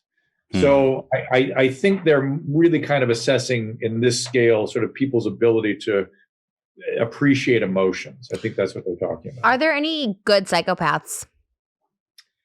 It's a good question. There's such a thing as pro-social psychopaths. Right. And there are, I have friends that work in this field, and this is, I don't want to get destroyed for this one. This is not my opinion. This is an opinion of a couple friends of mine who work in the field of psychopathy. They feel that Bill Clinton was a pro-social psychopath. Mm. He was interested in doing things that were good and good legislation and helping people, but he had no trouble exploiting this young intern and didn't think anything of it. That's a pro-social psychopath. I could see it. But is fucking an intern really like, because I feel like a lot of powerful men do that. They're just like, yeah, fuck the intern, obviously. Did you see the Clinton affair, the documentary? No, I haven't. I should watch it. I want to watch it. Yeah. It's much more profound. Really? So where can I watch that? Just to not to promote it. I just genuinely curious. I think it's on Netflix. Oh my! How did that? I know. I never How saw did that it. not show up on my Netflix page? I'm watching that tonight. It's on Amazon. I can't. I'll look it up here right now. But it was. I'll find it. It's called The Clinton Affair. I Okay. was shocked at what he did to that. Really? I have a Wow. question, just real quick.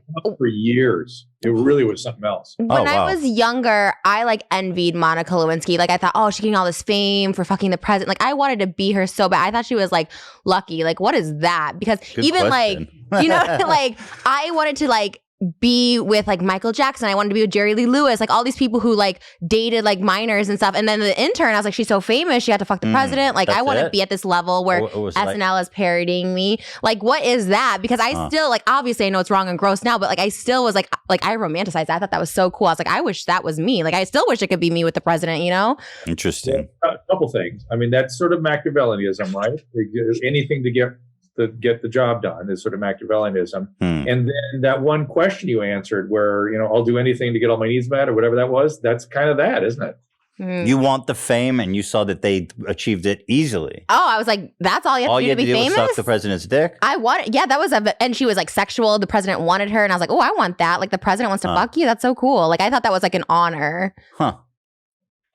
I still would love to have sex with Bill Clinton. You know what's funny? I had the same thoughts. What? About Monica Lewinsky. I'm just kidding. I think it's on Netflix. I think I'm going to watch the shit out of that, man.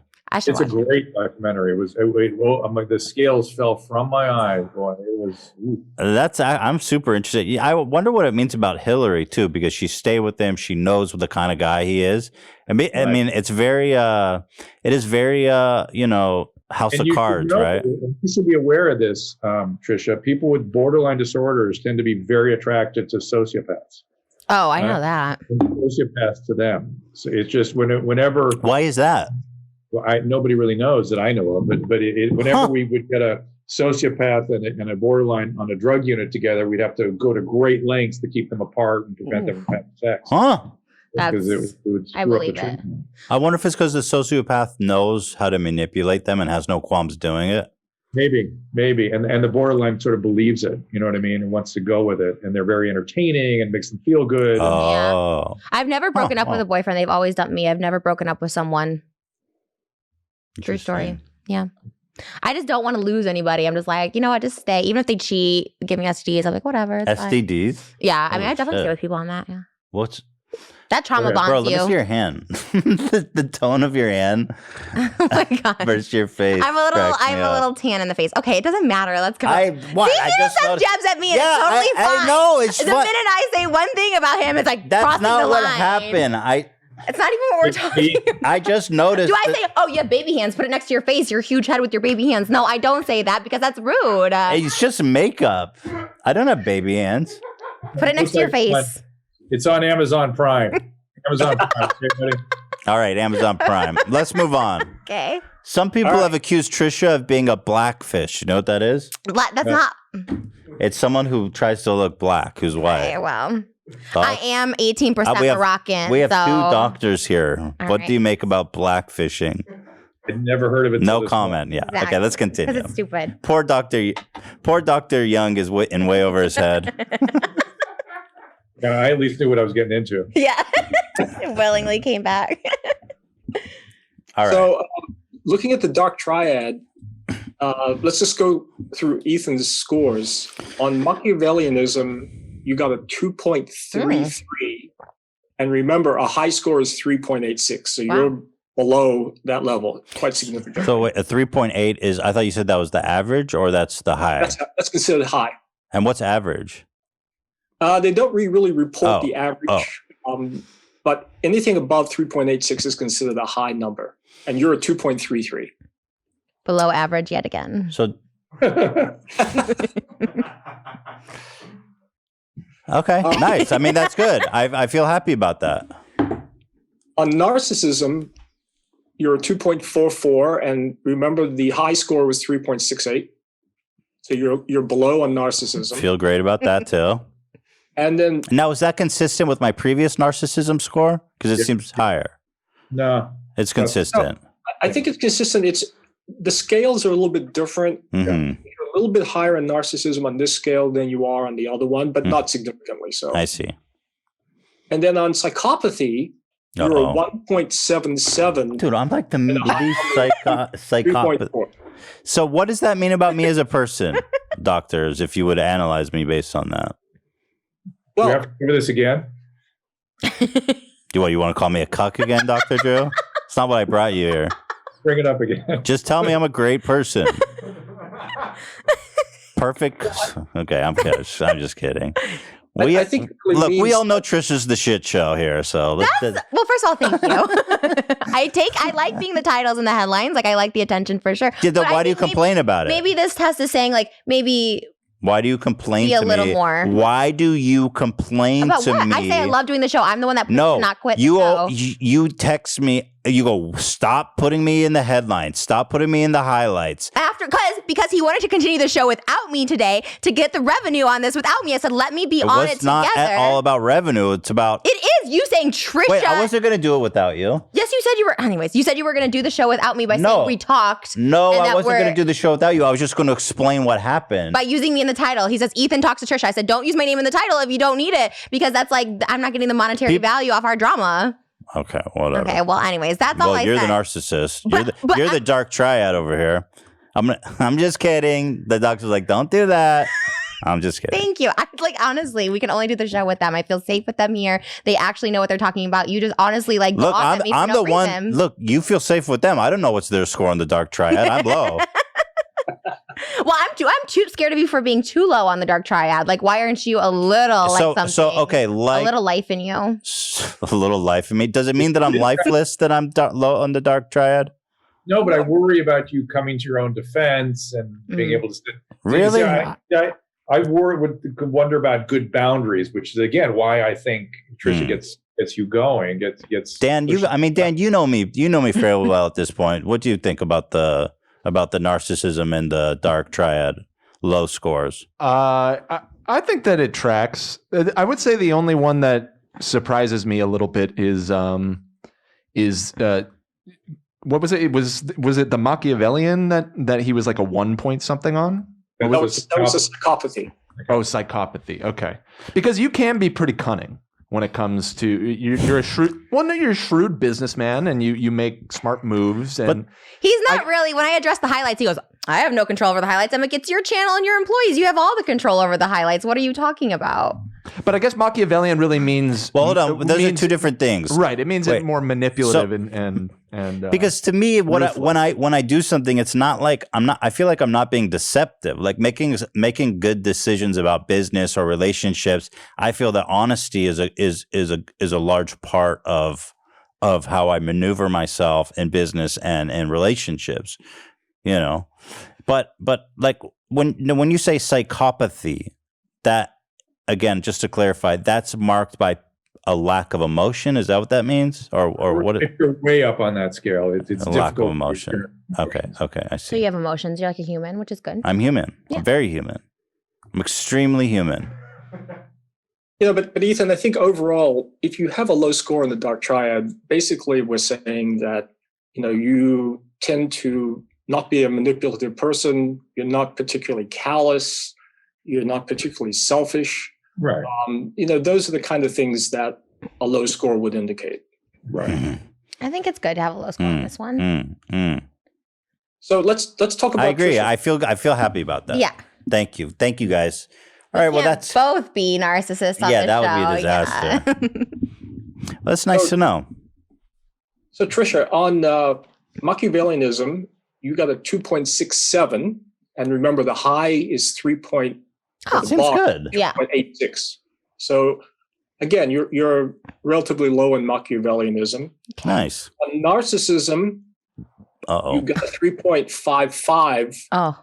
Remember that a higher score is 3.86. So Oh. that's consistent with your NPI narcissism score. Mm-hmm. A little bit high, but nothing out of control. Not Well, high. Average, probably, because I'm below the high. no, you're almost to the high. Right. But I'm not high at that level. And then in psychopathy, Not you're a 3.0, and kind of a high number is 3.4.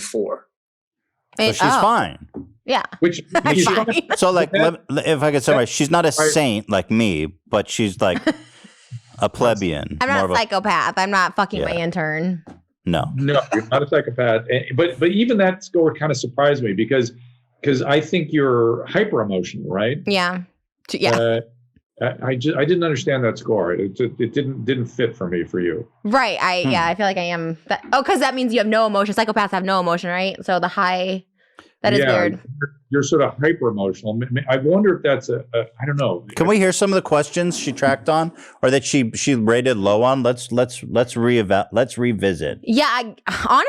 Let's revisit. Can I be honest? What?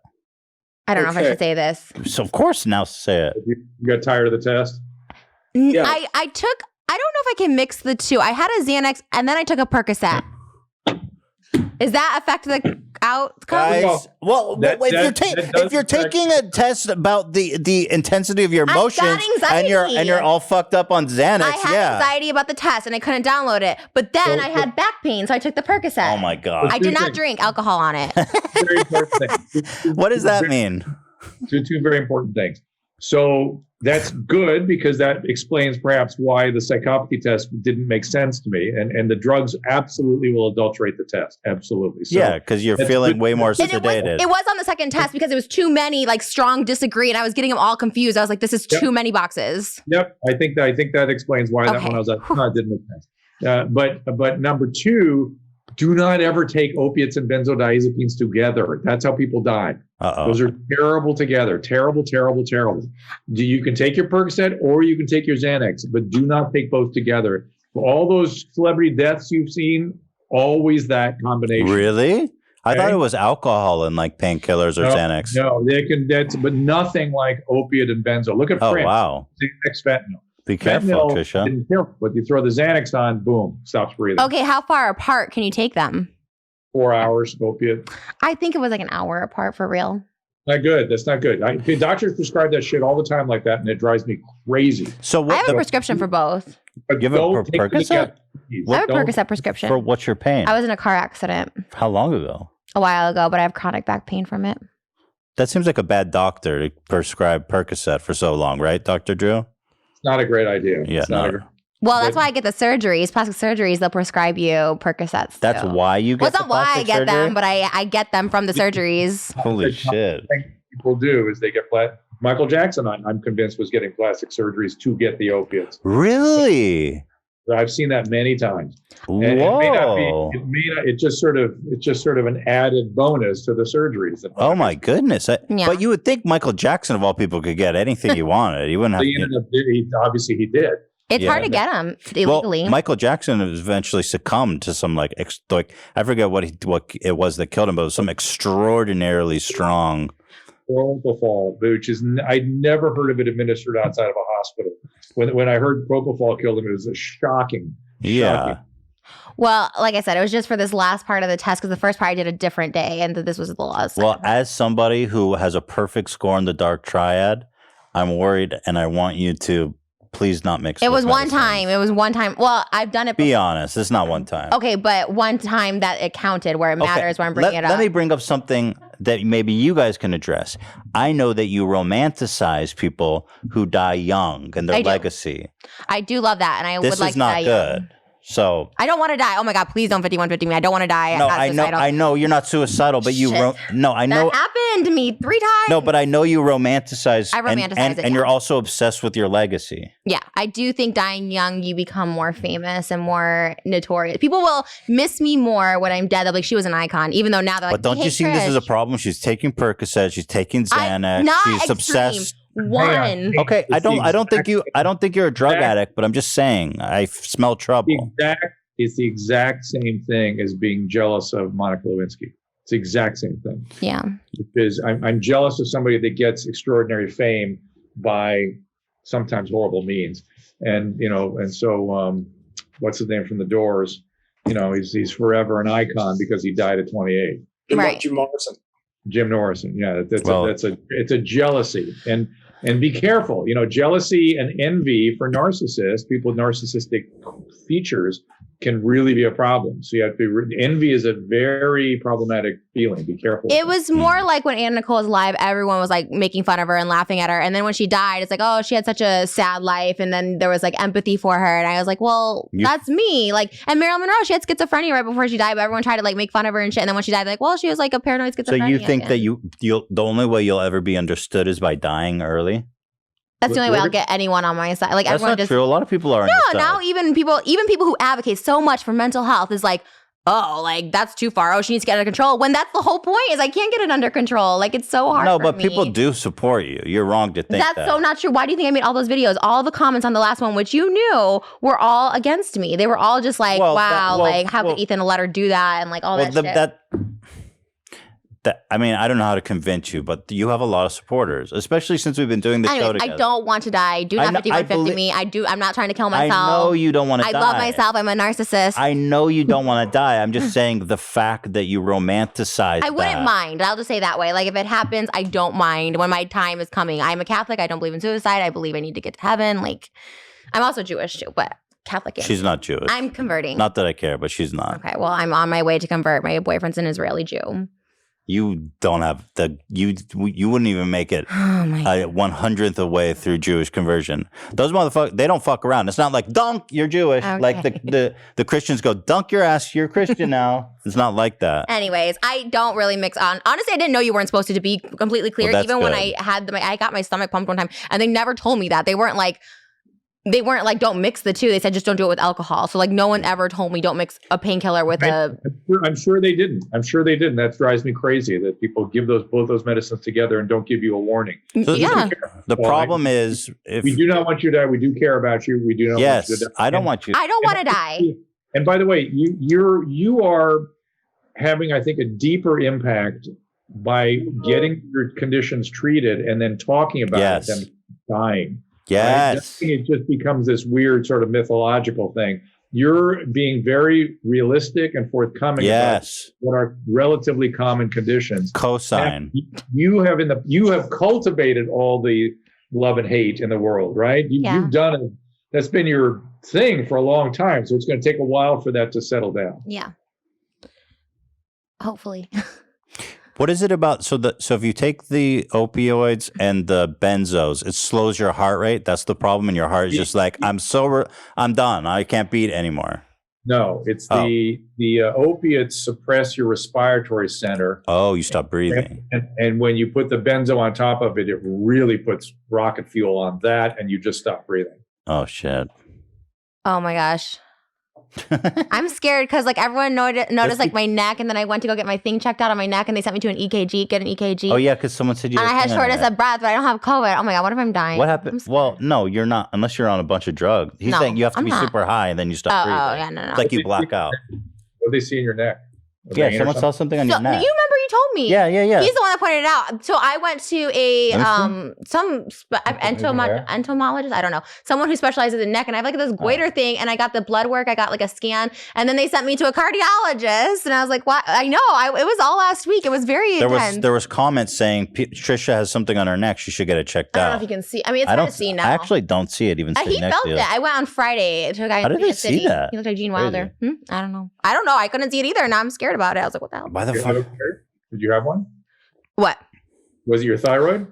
Well, I just went like literally Thursday to get all my tests. I went to like the Quest lab place to get my blood work, and then I did my EKG. So I haven't gotten anything back. This was all like last week because they told me 2 weeks ago, and then I was like, I should get it checked out, I guess, which makes sense because I have like, anyways, this is a whole other thing, but I can't lose weight, and I've been like eating healthy and like working out, and then my acne. So I don't know. There may be something wrong with me, but Okay. Well, we've established today that there is. just add it to the list.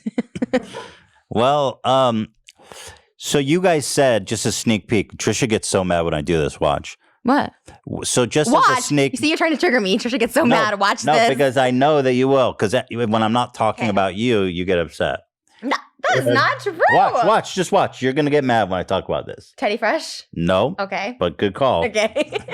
So on our episode that we're filming tomorrow, as a teaser, you guys said there are some interesting results there. Yes, Trisha is not alone, nor is she the leader of the pack. Wow. Whoa, what? Wow. Holy shit. You hear that? Holy shit. I know who it is. I know who it is, but I can't say her name. I think you guys...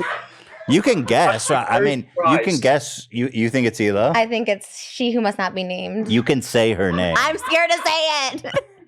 Did we test any females, Mark? Yeah, 2. Yes, but I think you guys are going to be very, very surprised tomorrow. Oh my God. I am so excited. So, well, we'll talk to you guys if you can make it or not. I totally understand if you can. And if not, we'll Dan is the only one that knows the real answer. So he'll officiate in your guys' stead. Wow. I'll play doctor for the day. But first of all, Dr. Drew, he's everywhere. That's just everywhere. He's on YouTube. He's on Periscope, even of all places. I didn't even know people were on Periscope. Facebook, Instagram. He's on Your Mom's House, Dr. Drew After Dark, Dr. Drew Live, Dr. Drew, Dr. Drew, Dr. Drew. Just Google Dr. Drew. Dr. Young, you teach at USC. I do in the Marshall School of Business. Well, you're business? You're a business school professor. Oh, so what are you doing here? Well, I work in the entertainment business. I teach classes in entertainment. He does the human behavior part of economics and accounting. Oh, how interesting. Yeah. Well, thank you so much for taking time out of your day to do this. It really means a lot that you would come on and do this for us. What's it was the final thoughts? So final thoughts on what? Should we do anything to change it, or is it Jerry Springer? Okay, what is our final thoughts? I've got ideas. Mark, you first. No, I think that, well, at least we hope that, these tests have provided you with, some insight into personality dimensions and perhaps a better way for you guys to understand each other as you understand the scores that we've talked about. But just because you have these numbers doesn't really mean anything about having a disorder per se. We're just trying to point out the different traits that you have evinced by taking these instruments. I completely agree with that. That is virtually my thought. We will take none of that to heart, but thank you. I would only, well, that's my next thought. My only concern is your guys' relationship. And well, here's what I think is going to happen. I think you are going to use my low scores somehow to continually insult me. Am I allowed to continue to insult you? It's just, yes, no, okay. no, it's fine. It's not about family. It's fine. Then yes, you're right. But you will continually use the fact that I'm a saint. Below average. And by the way, the fact that I score so low on these tests is probably the only reason that I could sit here and do this show with you. I think that's more patience rather than narcissism. I think you could use a little more. Do you agree with that, doctors? I would agree that it's the reason you can sit there and do the show and make it entertaining.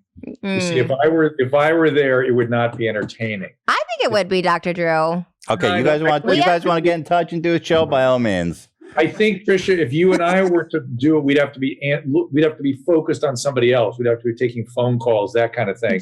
and that would be different and entertaining. So we'd have. Are you different- pitching a show to I my love co-host? it. We're good together.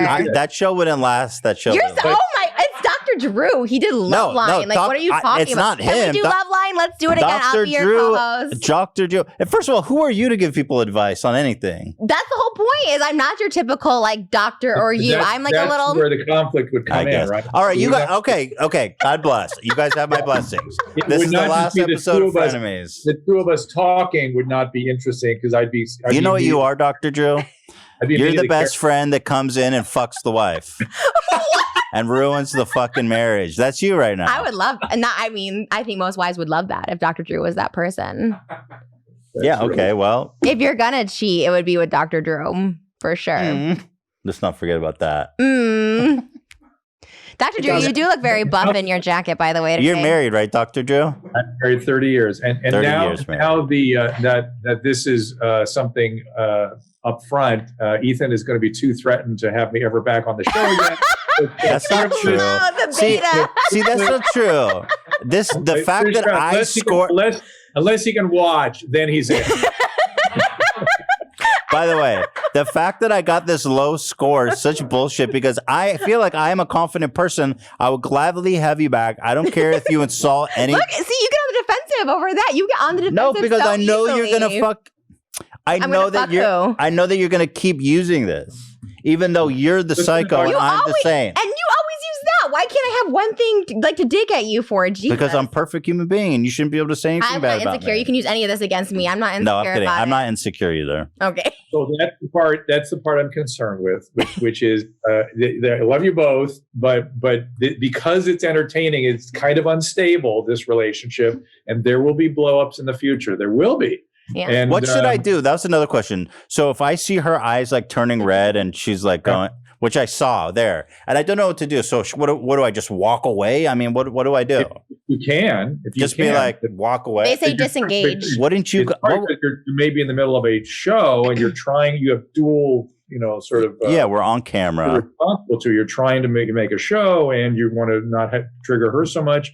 But you have to get used to de-escalating things, and that's. I don't know how to de-escalate when she goes into. Stop pushing. So the nanny thing, it was a jab. Why don't you just be like, next topic instead of, oh, I so could tell me tell- why I'm a bad parent. Tell me why my mom should be watching my kids. Like, you just kept going for it. And I you mean, could have just listen. ended it.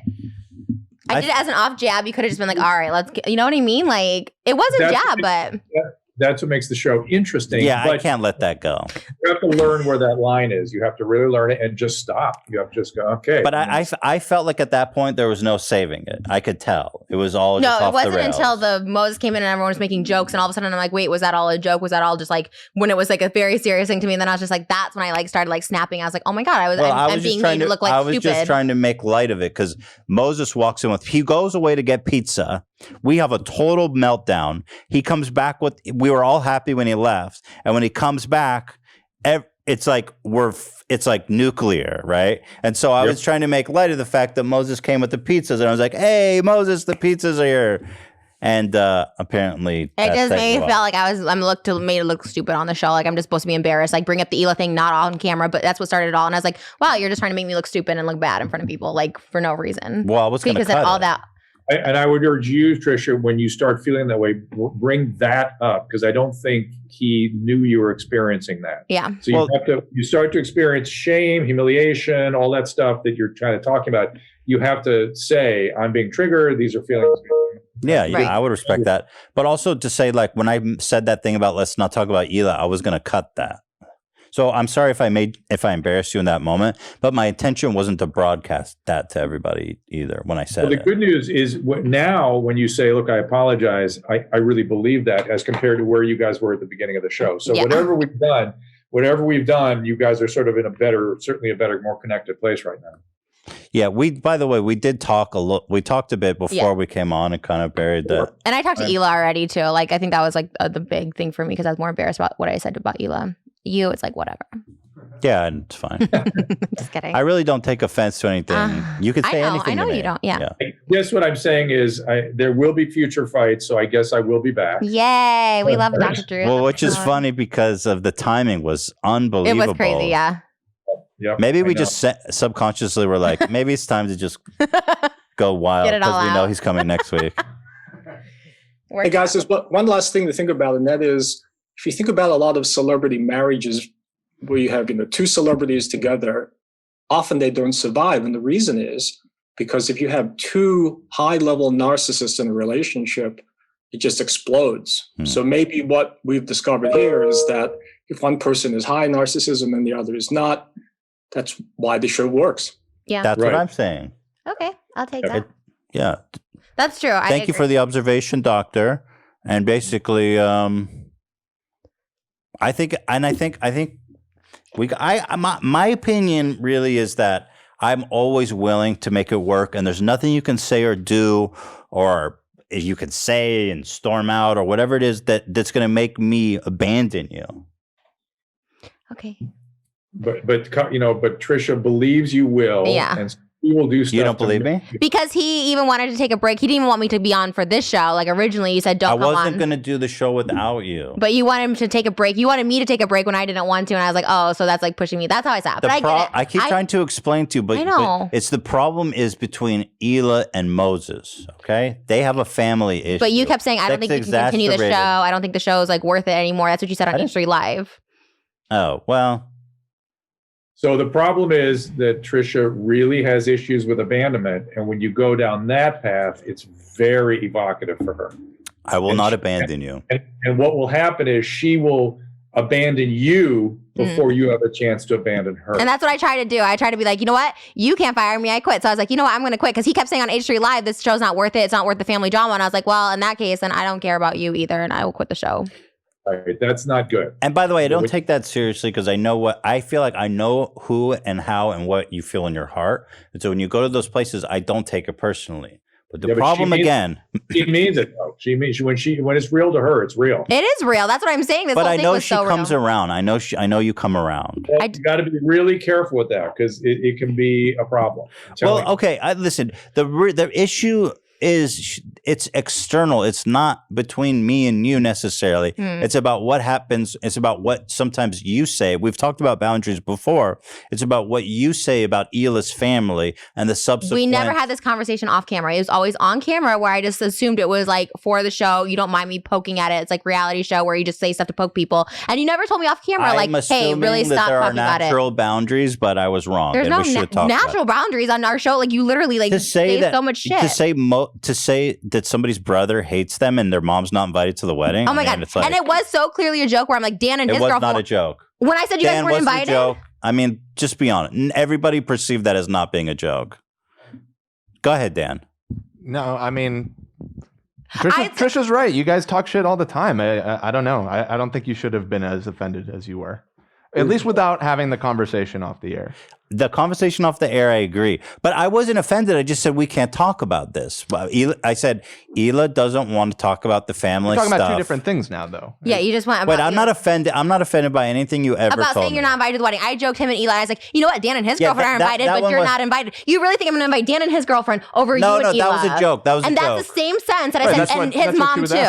Yeah. There was a different comment where you said it was in that same circumstance. It's like, and not his mom either. Clearly, and if it's not a joke, it's not a joke. You missed it, whatever. But it's like that said, it was one time you guys cut it out and you never addressed why you cut it out. You never said, hey, don't do that. That's not cool. Never. You just cut it out. And then I was like, oh, okay, they just cut it out. Like, not a big deal. They just didn't like it or whatever. But you never once said this is a serious problem. Hila's like family's intention of it. No one told me anything. Moses didn't tell me. You didn't tell. How was I supposed to know? It was an offhanded joke. Moses should have told you because Hila kept talking to him about how Hila should talk to me. That was the whole point. Yes. How am I supposed to know something I'm saying is that offensive to people? I took it as lighthearted. Like, who cares? We talk about your family. It wasn't one incident. And Dan, you have to back me up here. But don't, unless you agree with me, is that continually throughout episodes, you're always making comments about Moses not being close to his family. Because it bothers you guys, so I kept doing it. And you never once told me off camera that it's not, that you don't like that, stop doing it. You always said on camera, you just like, it's the way you poke me about everything in my life. You do it too. To me, that seems like an obvious boundary. And on the show, I would be like, you have to stop saying that, but you're right. I agree with you. I'm getting confused where the boundaries are. You guys need to talk about that. That's it for me. That's the only boundary. And speaking of boundaries, weren't we heading towards the exit about 5 minutes ago? Yeah. You guys have what do you guys got something to do? Like, yes, I have something to do. Sorry. What, a couple of doctors? You got nothing better to do? Sorry. Okay, Thank you, Dr. guys. Drew, Dr. Young, thank you so much for your time. We love and appreciate you guys so much and wish you all the best. So thank you so much. Bye. Okay. Well, I love those guys. I love them too. I love Dr. Drew, like in a He's weird really nice. way. And I think he's handsome, so that makes you want Yeah. to talk Dr. Drew. It's a little uncomfortable because I have the condition where I think everyone wants to fuck me. I'm like, oh, should we like do a podcast and be in the same room together? You're trying to already, Dr. Drew doesn't want to fuck you, but you have that 3 out of 3 on Vanity. Right. So You whenever never know. You but- never know. Okay, that's true, but like you have to temper your feelings about Right. whenever you think, oh, that dude definitely wants to fuck me. Just remember, I do have a 3 out of 3 on Vanity. Which means they do want to fuck me or what? No, it means that your filter is fucked up. Sure. I guess I've just never been turned down by like someone I wanted to have sex with. So I just always assume everyone wants to have sex with me. But yeah, you're probably right. I'm not going to lie. You've never been turned down. Well, what does it look like when you try to fuck someone? Because like, I never initiate it. I always have the person initiate it. so that seems like a confirmation bias. Wait, what do you mean? If they're trying to fuck you, they're interested in you. Yeah, but like every guy I've been with, obviously I'm not not people, trying to fuck you. obviously not you or people that are married or relationship. I'm saying in general, like I won't Here's say what who. I'll tell you. Oh, Here, I'll place this down. I'll place this gauntlet down. Okay. If you fuck Dr. Drew, then I will agree with you. I'll I be mean, like, I'm you in know a what? relationship You right are now. the sex goddess. I bow down to you. Yeah, well, Moses, what is Moses scary? He's out. You know what I mean? It's all part of. It's for the. It's for love of the game. It's not about him. What are you about- talking I about? don't know. Oh my god. Yeah. That was really good. Mm-hmm. How did you feel about the results? It was good. I guess like yeah, it was good. No surprises. No, but I still don't think like narcissism's like that bad of a thing. You know, like I think I mean, people it can be. people that are on like narcissists, like sociopath, they throw those words around so much, manipulative. I hate when people just like throw things around like they're freaking like like they're doctors that know everything. I'm like, okay, let's like calm down on Well, I calling think, people like, sociopaths. In a really, extreme high spectrum, it can be very damaging. But it seems like obviously you scored pretty high on some stuff, but like not crazy. I think the vanity and the exhibitionism was the 2 parts where you're like scored really high. Which they said is like not hurting anybody ever. So like doing that. Yeah, you're not necessarily exploiting other people because you think you're hot. Although it did get you an unfollow. It got me an unfollow from you when I sent you my pussy. Yeah. You're like unfollow. I did unfollow. They did cost you that one. It did. follow. I Yeah, was like, that's- oh yeah. shit. I would follow you back immediately if you stop posting nudes It's to all Twitter. porn on my yeah, Twitter. so that's Yeah, that's I fine. understand. I follow you on Instagram and I always like your posts. You do? I've only seen it a few times, but thank you. I appreciate Well, that. whenever they're on my feed, I don't know how Instagram does that shit. You know what I Yeah. mean? You don't post that much, but I do like yours when you post too. Thank you so much. Should we tell- I have to say, I'm kind of surprised by how low I didn't think that I was gonna hit very high, but I'm kind of surprised by how I low. guessed it. I said 8 and it was a 7. I knew. Because I just like you're not a narcissist. I mean, there's a lot of things to say about you, like you're a hypocrite and stuff, but like a narcissist. Oh, I'm a no. hypocrite. Fuck. I think that's your only flaw. Can I say this? I mean this as a compliment. Like there's really not a lot. Wait. of What bad am I a things to say about you. hypocrite about? I think you are somewhat hypocritical of like things like the contradictions where you say, "Oh, it's not the same thing when it is." Like you guys can like not to go back and forth, but you really don't think you're I don't wrong. think hypocrisy was even on that scale, Trisha. I'm not saying it was. So let's but get the doctors I also don't involved. think you like admit you're wrong. That's your only fault. It's like you really don't think you're wrong most of the time. Like you're like, what did we do wrong? Like you can't even admit that you're like 5% wrong in that situation. Wait, I fully admitted I was wrong. I should have talked to you. Yeah, I off. think now you come around to it, but it takes you a minute. But I mean, I agree. I fully should have told you about that boundary before we went on 100%. And there was something else that I mean, it's crystal clear now, obviously, that boundary. Like, obviously, I'm like, oh, shit. Like, it was such a shitstorm. But I think overall, like, I get it. I'm excited for tomorrow's episode. Y'all better not miss that. I HC definitely won't be podcast. tuning in, but Why? You don't care? I just can't. I try so hard because you're my friend and I try so hard to, like, watch it. Yeah. I think I know you love them, but I just think the overall they're everyone boring. else is so boring. I just can't. And like I get love it. You them. you guys are popping and popular. So I'm not that's like me saying I don't like David Dobrik when everyone loves him and everyone loves you guys. Yeah. So it's not a jab or anything. It's just Well, like, anyway, yeah. I'm just really curious about who's off the charts. Am I being fired? Like, because No, if no, not, Dr. Drew has offered me a spot. You go do your show with Dr. Drew. You know what I mean? God bless you guys. But you guys have time to figure that out because this is officially our last episode of Frenemies. Not forever. We're taking a 2-week break. At the end of the year, we always take a 2-week break because we like to let the guys take time off because we all work really hard. I took it personally when you said to take a break, and you're like, "We're gonna take a break," and I was like, "Oh shit!" Oh no, it wasn't you. Everybody. We do this every year. Thank God. That made me feel take better. a week. We take a break at the end of every year to give these guys who work so hard time off so that they can relax a little bit. So this is our last week, and we'll be back in January. When is our first back on, Dan? If you have a calendar in front of you. It'd be the Monday or, whatever. You guys will see it. It'll pop up. Probably the week of the 11th or the 12th. Oh, really? Well, we usually post on Tuesday. So, I mean, potentially the 12th of January. Oh, my God. That's so far away. Wait, yeah. What about the first week of January? What about it? That's one of the weeks that we're taking off. Oh. Is it not? I said the last 2 weeks of December. Dan's trying to give himself another week off. Oh, okay. Well, then the 4th or the 5th. The 4th or the 5th of January. That sounds better. It does sound Dan's like, we'll be back the 15th of February. Oh shit, I'm gonna be sad. And I think can we also say that I talked to Hila and like, can I say that or no? Yes, you can talk about anything. Okay, I think we did talk yesterday on the phone, and but we did talk yesterday, and like I will say, like one of the people might not agree with it, but I thought it was like the coolest thing when I like obviously the thing I was most embarrassed about was calling like Hila the words that I said. Yeah, it was gross and cringy and whatever. And when I apologized to Hila, she goes, "Oh, that doesn't bother me," and I was like, "Okay, like it should," but it made me feel better. Like, you know what I mean? She like understood where I was coming from. Not that it's right. I'm not excusing me, but it did feel like I thought, oh, that's pretty fucking cool. Like that she's kind of like, it's fine. Like I get it. That's what I'm trying. You can, because most people wouldn't be. That stuff doesn't bother us at all. You can say anything you want. That's what I'm trying to say. Is the boundaries is simply I don't just want the to say family those. stuff. I know, but I'm saying like Okay. that to I don't me. think That's that. like we get over that. That's fine. It's the family stuff. That's all. Most people can't. I feel like if someone were to call me that, like that's why my ex-boyfriend broke up with me. I called his ex-wife that. Really? Yeah, and he literally was like. Because he's a cuck. Like he actually is one. He probably scored 0 on that scale. Like he was like anything. She's like, oh, I was doing Patreon at the time, and he's just, anyway, I don't go into this whole detail, but she would threaten to take the kids away. She was crazy, and he's just like a little cuck. I'm not. I'm not engaging. I'm not touching that. I don't fucking know. Anyways, that's a dirty word. It's a nasty word. I don't like calling people that. Like I don't think I'm that about not touching Hila. that shit. And I want to reiterate, I never once ever said she was rude or disrespectful. Just to reiterate for everyone, I actually never said that about her ever. Like, here comes the compilations.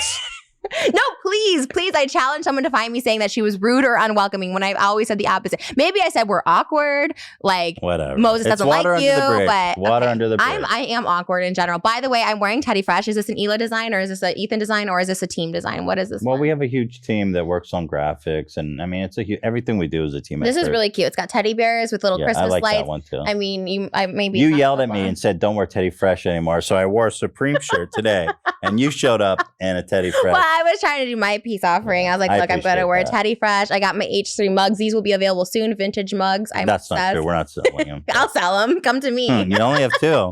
Actually, I have 4 now because you gave me 2 when I was on the show. So now I have a collection, which I really You're going to open a shop.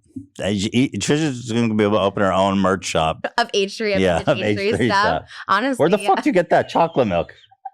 You just pulled a chocolate milk out after a 2-hour podcast? I feel like my sugar is a little low because I feel like I'm about to pass out. So I'm just going to drink Shouldn't that be refrigerated? Can a chocolate milk go 2 hours out of the fridge? Is it still cold? I mean, I just got it at 7-Eleven on my way here. I'm sure it's fine. Yeah, it's probably fine. I get sick. Just surprised you pulled it out of nowhere. I was like, chocolate milk? Not out of nowhere. Should we get another pizza? I wish we could get another peace offering pizza because I'd eat that with you right now. You want to eat a pizza? But we'd all have you don't to have wait time. for Dan's so like, long. no, thank you. We should have thought about it before.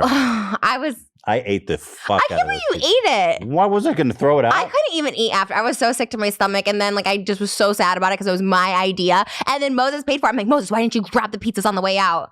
I was so annoyed that he left them. I thought that's why he was down here getting the pizzas. Oh, dude, that would have been so douchey. He's like, fuck you guys. I'm taking the pizza. Actually, all of us were standing around having a really sad pizza party. And then I heard Dan say it wasn't even good, which is bullshit because pizza is the best pizza ever. I'll concede when I'm wrong. They gave the thick crust, and I think it made it way too heavy. And we all got sick. Exactly. You should have had just the regular. Yeah, I concede once again. The treat box, everyone thinks it got sponsored by that. The Pizza Hut treat box was like everywhere. Everyone ordered it. Anyways, we're all good. I don't want to separate Moses from his family. I apologize. Like, I want him to be with his family. And I want you all to come to the wedding. I want the clout. And we all wish the best for you guys. I mean, genuinely, you know. Yeah. So anyway, we'll be back. Oh, and by the way, Trisha got me the best present ever. She got me a PlayStation 5, which I should have. I know. Well, I didn't know if we were gonna have that I'll episode send next someone to week. your house to pick it up. AB. I can't come drop it off. I won't stay. I'm not that person. Oh, I just didn't want to put you out of your way. Yeah, come. I would like to give you it. So should we get a pizza and eat it together? Okay. And then pass off the PS5? Yeah. We can film it. Well, I thought you might have already had it. So Why don't we do like, we can make like a TikTok or something of like the Christmas miracle, the PS5 pizza party. And the real miracle is I got it at retail value. I did not pay extra for it. So when she's told me, she said, I got you a Christmas present. It's a PS5. The first thing I asked is, did you buy it on StockX? Because I do not support those motherfuckers who sell that shit markup. And I've refused to buy it from them. And the perfect aspect is that she got it at retail from someone at Best Buy. Yeah. Which was like... Just for a shout out and the price. But hey, I'll take it. I love the hey, I mean, shout out's worth way more than what... Well, the reason I told you is because you were looking at your phone talking about like trying to get it. And I was like, shit, I feel like he's going to like get someone. And because I already got it and I have no use for it, I was like, wait, I should just tell him so no one like tries to scramble to get it on StockX or something. Well, all these guys, everybody's been trying to get PS5s. None of us have got one. I had the PS5 hookup. I mean, yeah. Literally like AB, Ian, Zach, Dan, I don't think you care. I have my own team. And then AB even has his own team in the Discord. He says none of us can get it. I don't understand who the fuck is able to buy these. People who know general managers of Best Buy. Well, they're just bots though. It's so fucked up. My dream is that all these bots buying the PS5s, that Sony gets their shit together and floods the market, and they all just have to like sell it under retail because nobody wants. Well, now it. you have one. I didn't get you any games or anything because I didn't know what you would like. I'm gonna download them. Okay. Because I'm like, I don't know. Yeah, I don't need games. Yeah. That's honestly such a thoughtful gift. Thank you so much. Well, I was so excited because we talked about it during Goat Yoga, and I was like, that's the gift. That's what I'm going to get him. And then I was so excited about it. And then I was like, I've been thinking a lot about what to get you. And I really don't want anything. When I say I don't want anything, I like really mean it because I really do buy myself. But you also told me when I get someone a gift and they don't reciprocate, I get angry. I don't get angry. You get disappointed. Maybe. But I really don't expect it because I do get myself everything. Like I'm seeing Shane tonight and he does the best gift. So I'm like, I need to get something great for him. What you know did what I Shane mean? Get you? We'll see him tonight. I don't know. Well, like last year he got me Cartier bracelet. Like the year before, like he gets me. He's like all out. Not saying you. I'm just saying he's like he's the ultimate. We're both the same with gift giving. So then I was like, and he's hard to buy for because he's a guy. You know what I mean? So it's hard. But I'm trying to think. Yeah, because like I know you like jewelry and all this bling and stuff, but I'm not. No, you don't. You don't have to get me anything. But I was trying to think of something really thoughtful like this menorah. Like, how do you have someone that just blings? Like, like put me in touch with your bling person. I got you something from them too. I should have brought that. I had that ready today. I had a bling person because I have good ideas for that. But like, I got you another thing bling, but I didn't want to be overwhelmingly weird and being like, here's gifts because I love gifts. I love giving gifts. Will you tell me what you got me blinged? Or you I feel like I could wait until the new year. I feel like because it actually kind of has to do with our set a little bit too. Can you put me in touch with your bling person so I can bling you out something? I have all the bling things I need. I have so many bling. I have a bling Birkin. I have a bling everything. You know what? Honestly, can I say it? And I'm not just saying this. Like these cups are honestly like the most thoughtful thing. Like the fact that whoever remembered that I wanted these and gave them to me, and it was me. Oh, well then that's to me means like a lot. And I really mean that. Like that's cool. Like for instance, like, okay, I really wanted a pig backpack from Shane and it sold out or whatever, but he gave me like a white one that wasn't even for sale yet for my birthday. He gave me other things. But that to me was the most thoughtful gift because I was like, oh shit, like no one else has this. We set aside, I don't know if you got it yet, but you asked for some Teddy Fresh that's all sold out that we sent you. I don't know if it's arrived yet. I got it the day I went home and stormed off, and then there was like a Teddy Fresh box. I'm like, do I unbox this? Is it open? I did open it, but I was gonna do it on camera, but it felt like inauthentic. It felt like not real to do it. So that was nice. Yeah, no, I appreciate that. I remember I made a special note. I said, Trisha, this. No, you do. You are good. That's what I'm saying. That stuff means more to me. No, but I need to surprise you with something. This was a surprise. I saw these and I did get really excited. I was like, oh my God, that's really nice. You do have a weird, you do love those mugs. I love these mugs and I stole them. Well, I didn't steal them. You gave them to me each time I did the podcast. I thought, how cool. And you don't even make them anymore. We have none left. They're all Trisha's. I have 4. So if you ever want to use them, come to my house. I'll have a set for everybody. And I do try to hang out with you guys. You guys said that you never try to like hang out socially with you guys. And we did try to plan one time. You said after theater goes bed at 6:00, but then it was the weekend of the election and I got chaos and COVID and all that stuff like that. But I do try and hang out with you. I think it's the COVID thing. I know, but I want to socialize. I want you guys I want to be a part of the family. I want you guys a part of, like, I want everyone to be together. So I try it. I know it's COVID, but just to make that clear, I want to be in. But I think it was With you guys. once, and you made it sound like you're asking us every week. That No. And then we won't talk about it, but you said something like, that could be fun. We could do that this weekend. And then I never heard from you. And I'm like, hey, I thought we were supposed to hang out this weekend. And you're like, oh, we got busy. And I was like, okay, this was like the first episode of the show. Mm-hmm. And my point is, I want to be a part of your guys' life and vice versa. I thought, like, truly, like when I first started dating like Moses, I thought it would be like a good idea because I was like, oh, then I can get close to you guys. Like I really wanted to, and not in like a user way, but I was like, oh, that's so cool because like I was like, I liked you guys. I was like, this is a good like in. Obviously, I'm like in love with Moses. Is that? I don't know what Machiavellian is. After all that, but either way, I really like you guys, and I wanted to be part of this. It's why, like from the beginning, I wanted to come to like your house and be a part of your lives and everything. The successes of this channel that I jokingly mock, but you I say don't mean you it. say. You always say how uncomfortable you are here and that you hate coming I'm very here. awkward. Yeah, I'm super. I need to get over that though. I'm just. But well, anyway, we won't be here soon. I understand. This is my home turf, right? So, but, either way, it's your home turf soon- because it's your channel, your employees. Yeah, like, it always but will and be. a studio's a much more neutral. Think about if we were like on the Real Housewives of on Bravo, right? And like we had this fight. Like Bravo employees aren't going to give a shit that we had this. They will like egg it on more personal attacks. But because it's you These and are your my family, guys. do you know what I mean? Well, even your family and stuff, everything. But if it was on a TV show where no one had anything invested, they'd be like, "Yeah, Trish, get them. Like get the personal stuff going." Yeah, that's true. So it is. I get it. I'm learning. But for the most part, they just sit here silently unless I ask. But you're right. These are my guys, right. and In they your would house. never go against the That's family. not true, Dan. I was Dan kind of fucks me over sometimes. I'll tell you. On Dan Friday- throws me under the bus. No, sometimes. I was shook because I think me and Dan always had a rough start. He didn't want me on the show from the very beginning. Yeah, on Friday he threw my ass under the bus. No, he wasn't throwing your and ass. everyone's like, yeah. He was bringing awareness, like, oh, I think because not to throw AB under the bus, but he summarized the video wrong, saying that I was Yeah, mad because AB the kind of chat- screwed me. I think AB screwed me. Because he's like, she's mad that the chat's on Hila's side. I'm like, what chat? What are you talking about? I was just like watching something on my phone. No, I didn't but see it also AB summarized your video. poorly. It was not And what the he made it intention was. sound like it was like trashing us the whole I was like time. praising, like I was like, I want to be And a so part I of think this. AB screwed me on that one. So- but he did say in his after I was already charged up and angry at you and ready to talk about it on live, he goes, maybe it's not as bad as I made it sound. So why wouldn't you watch it? As Dan says, why Because, spend 40 minutes talking about a video because you we didn't were- watch? Well, I did. Well, to be fair, I didn't talk that much. I didn't really It was talk. 40 minutes. Yeah, it was 40 minutes. I didn't have. I didn't have 40 minutes in the morning. We were working. No, you guys talked 40 I minutes talked about about a the video. comment you pinned, which was fucked Oh up. my God, you didn't see the video. The whole video was me just being like, the comment thank you. comment like- had nothing to do with the video. And then also Dan bringing up the point, which you now agree with him, is like, oh, maybe you should have mentioned Dan is lifting right. off camera. Dan is right. And then you at the time like, what? But it was like it was nice. What, Dan? Yeah. I just jokingly said thank you. Yeah. No, I was because they're obviously going to be Look, on your he's side. right. and- He's right. No, Dan's right, and that's what I like. I like when I don't expect them always to agree with me, and I like when they put me in my place, so to speak.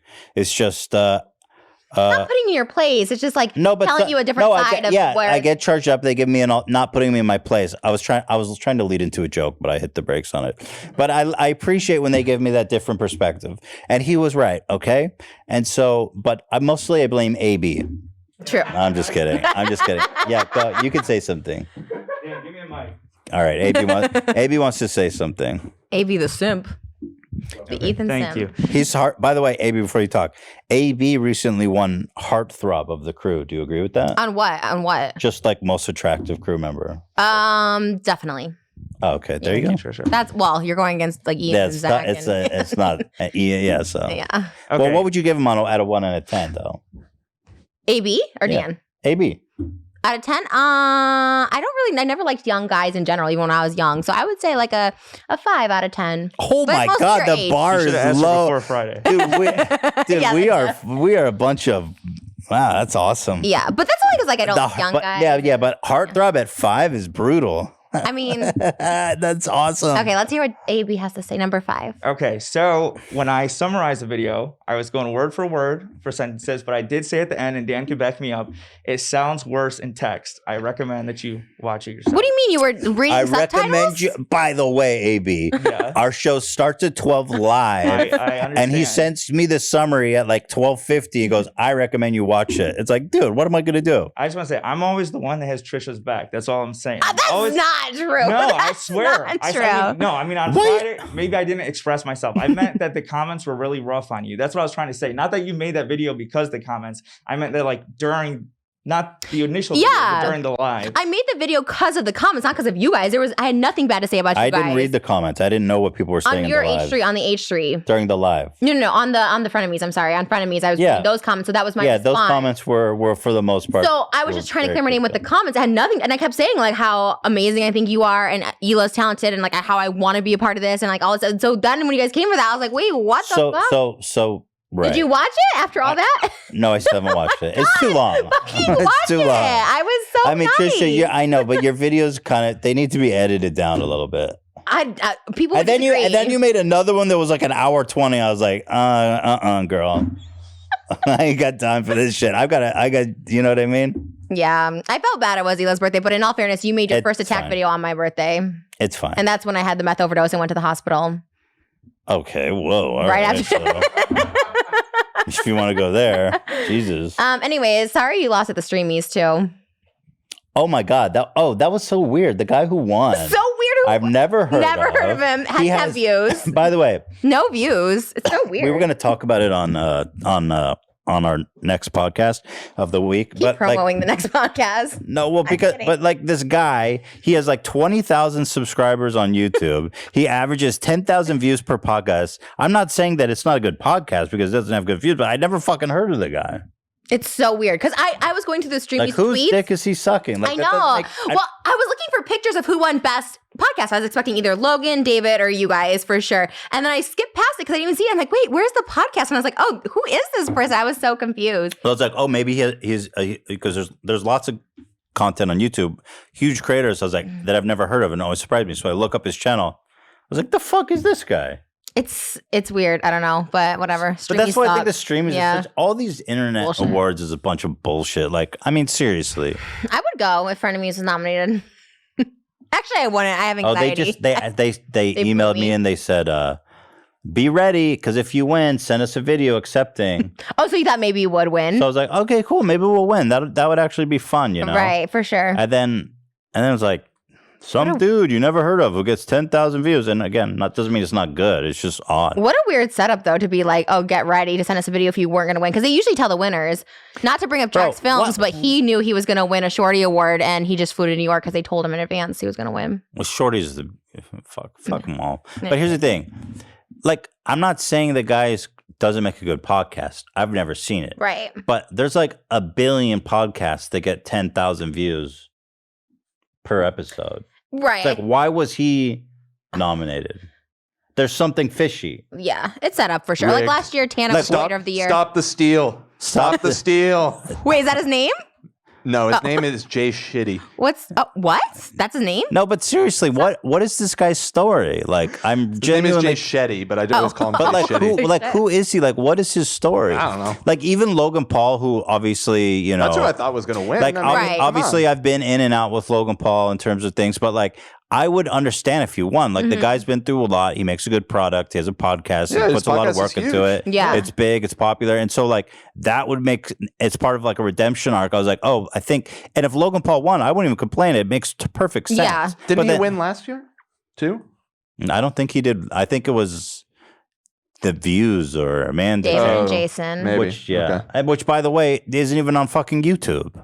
Yeah, they're so lazy on that podcast. It's 40 minutes long and they have 20 other people talking the whole But time. like, It's awful. I mean, what are the metrics in it? And I'm not complaining, but Yeah. like, look at everything we do. Look at everything we put in. Yeah. And some asshole who nobody knows comes in. Like, what? I'd like some explanation. I Maybe demand because we it. shitted on the streamies. Like you were Fuck the shitting on. streamies. Yeah, that's And probably fuck why. the shorties. I'll take a nomination. I would have gone to represent you I guys. think we've been nominated every year. Really? Always the bridesmaid, Yeah, though. I think so. Yeah. Wow. And you never won. Never. Never. That's okay. But I never expected You have win. to play ball with these people to, Do I? to win. Yeah. But fuck them. Jay Shitty probably won because he immediately emailed them back and was like, "Yes, I'll fly out. I'll be there." I have a Really? video ready to go. Yeah. Well, Exactly. no, but it was all over via the internet. There was no audience or anything. Oh, right. No, they went. And they even said, because I tried to like play ball a little bit, because they're like, be on standby, because if you win, you need to send us a video acceptance immediately. And I said, I'm standing by. You did? Oh, Yeah. so you were ready. You were. So I was like, okay, I'll send you a video. fuck. Because usually I just don't want to go there because it's a schlep. So, but this year I was like, okay, I'll send you a fucking video. My acceptance video was going to be snarky though. I was already thinking about it. I was like, I was going to be like, thanks for the best podcast. But, you know, too bad Joe Rogan couldn't be here, who obviously it wasn't even nominated and it has like a trillion more views than me. Oh, I want to be his co-host. Joe Rogan. Do you think he would let me on? Or is it Boys Club over there? Wait, you mean it as an interview? No, I want to be like a co-host. It's not enough to be an interview. You want to be on every episode of the Joe Rogan podcast. Yeah. Well, if he's scoring like saint level low on the dark triad, maybe. Do you think he's a narcissist? Do you think we'd butt heads or do you think he'd like me? I don't know. I don't know anything about him actually. So. He's definitely. What the fuck do I know about Joe I don't know, Rogan? but I think I peed. All I know is that you peed. Do you smell it? It smells so bad. That's so weird. Why did you pee? I don't know. I couldn't control it. That's weird. Do you really smell it? Sorry. No. Wait, did you really pee right I'll be now? okay. I don't know, just a little bit. Why? Do you have to pee really bad? No. I Why'd think you something's pee? wrong. I don't know. I think something's wrong with You me. leaking urine? No, he smelled it. Look, he's like, Wait, do you leak urine? Can I pick him up? Are you wearing Depends or something? No, it just. Is it squirt? Huh? Is it squirt? No, I think your dog knew. I love it. It's very odd that you're leaking urine. I want to know more about it. He wanted to be picked up. I don't know. I think my I don't know. Has this happened before? Never. I just peed a little. It's fine. What? Oh my god. But I just find that so odd. I need more information about it.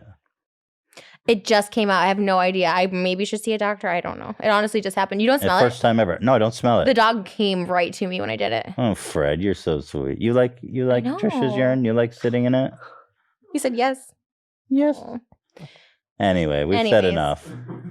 Yeah, so we're on good terms. Everyone's on with me, anyways. I don't know. I'm not getting into any of the things. Are we just going past the thing that you just peed your pants? I don't know. It smells bad. It smells gross. I'm embarrassed right now. So can we not talk about it? But I have to understand this phenomenon. I've never done that. You expect me to just What do you let want me go to that say? you You peed want her to give pants? a reason that Well, I don't know? guess we'll wrap it up. I just find it fascinating. Okay. Bye. Well, I don't want my dog in your urine. It's not in my urine. It's obviously finding something comforting about my Fred, body you're right so now. Sweet. I Yeah, know. your Listen, urine. is he? Yeah, He never comes to me to like let me hold him. He's so sweet. I love him so much. Fred, you're the best ever. I'll take him. Can I take him for a week?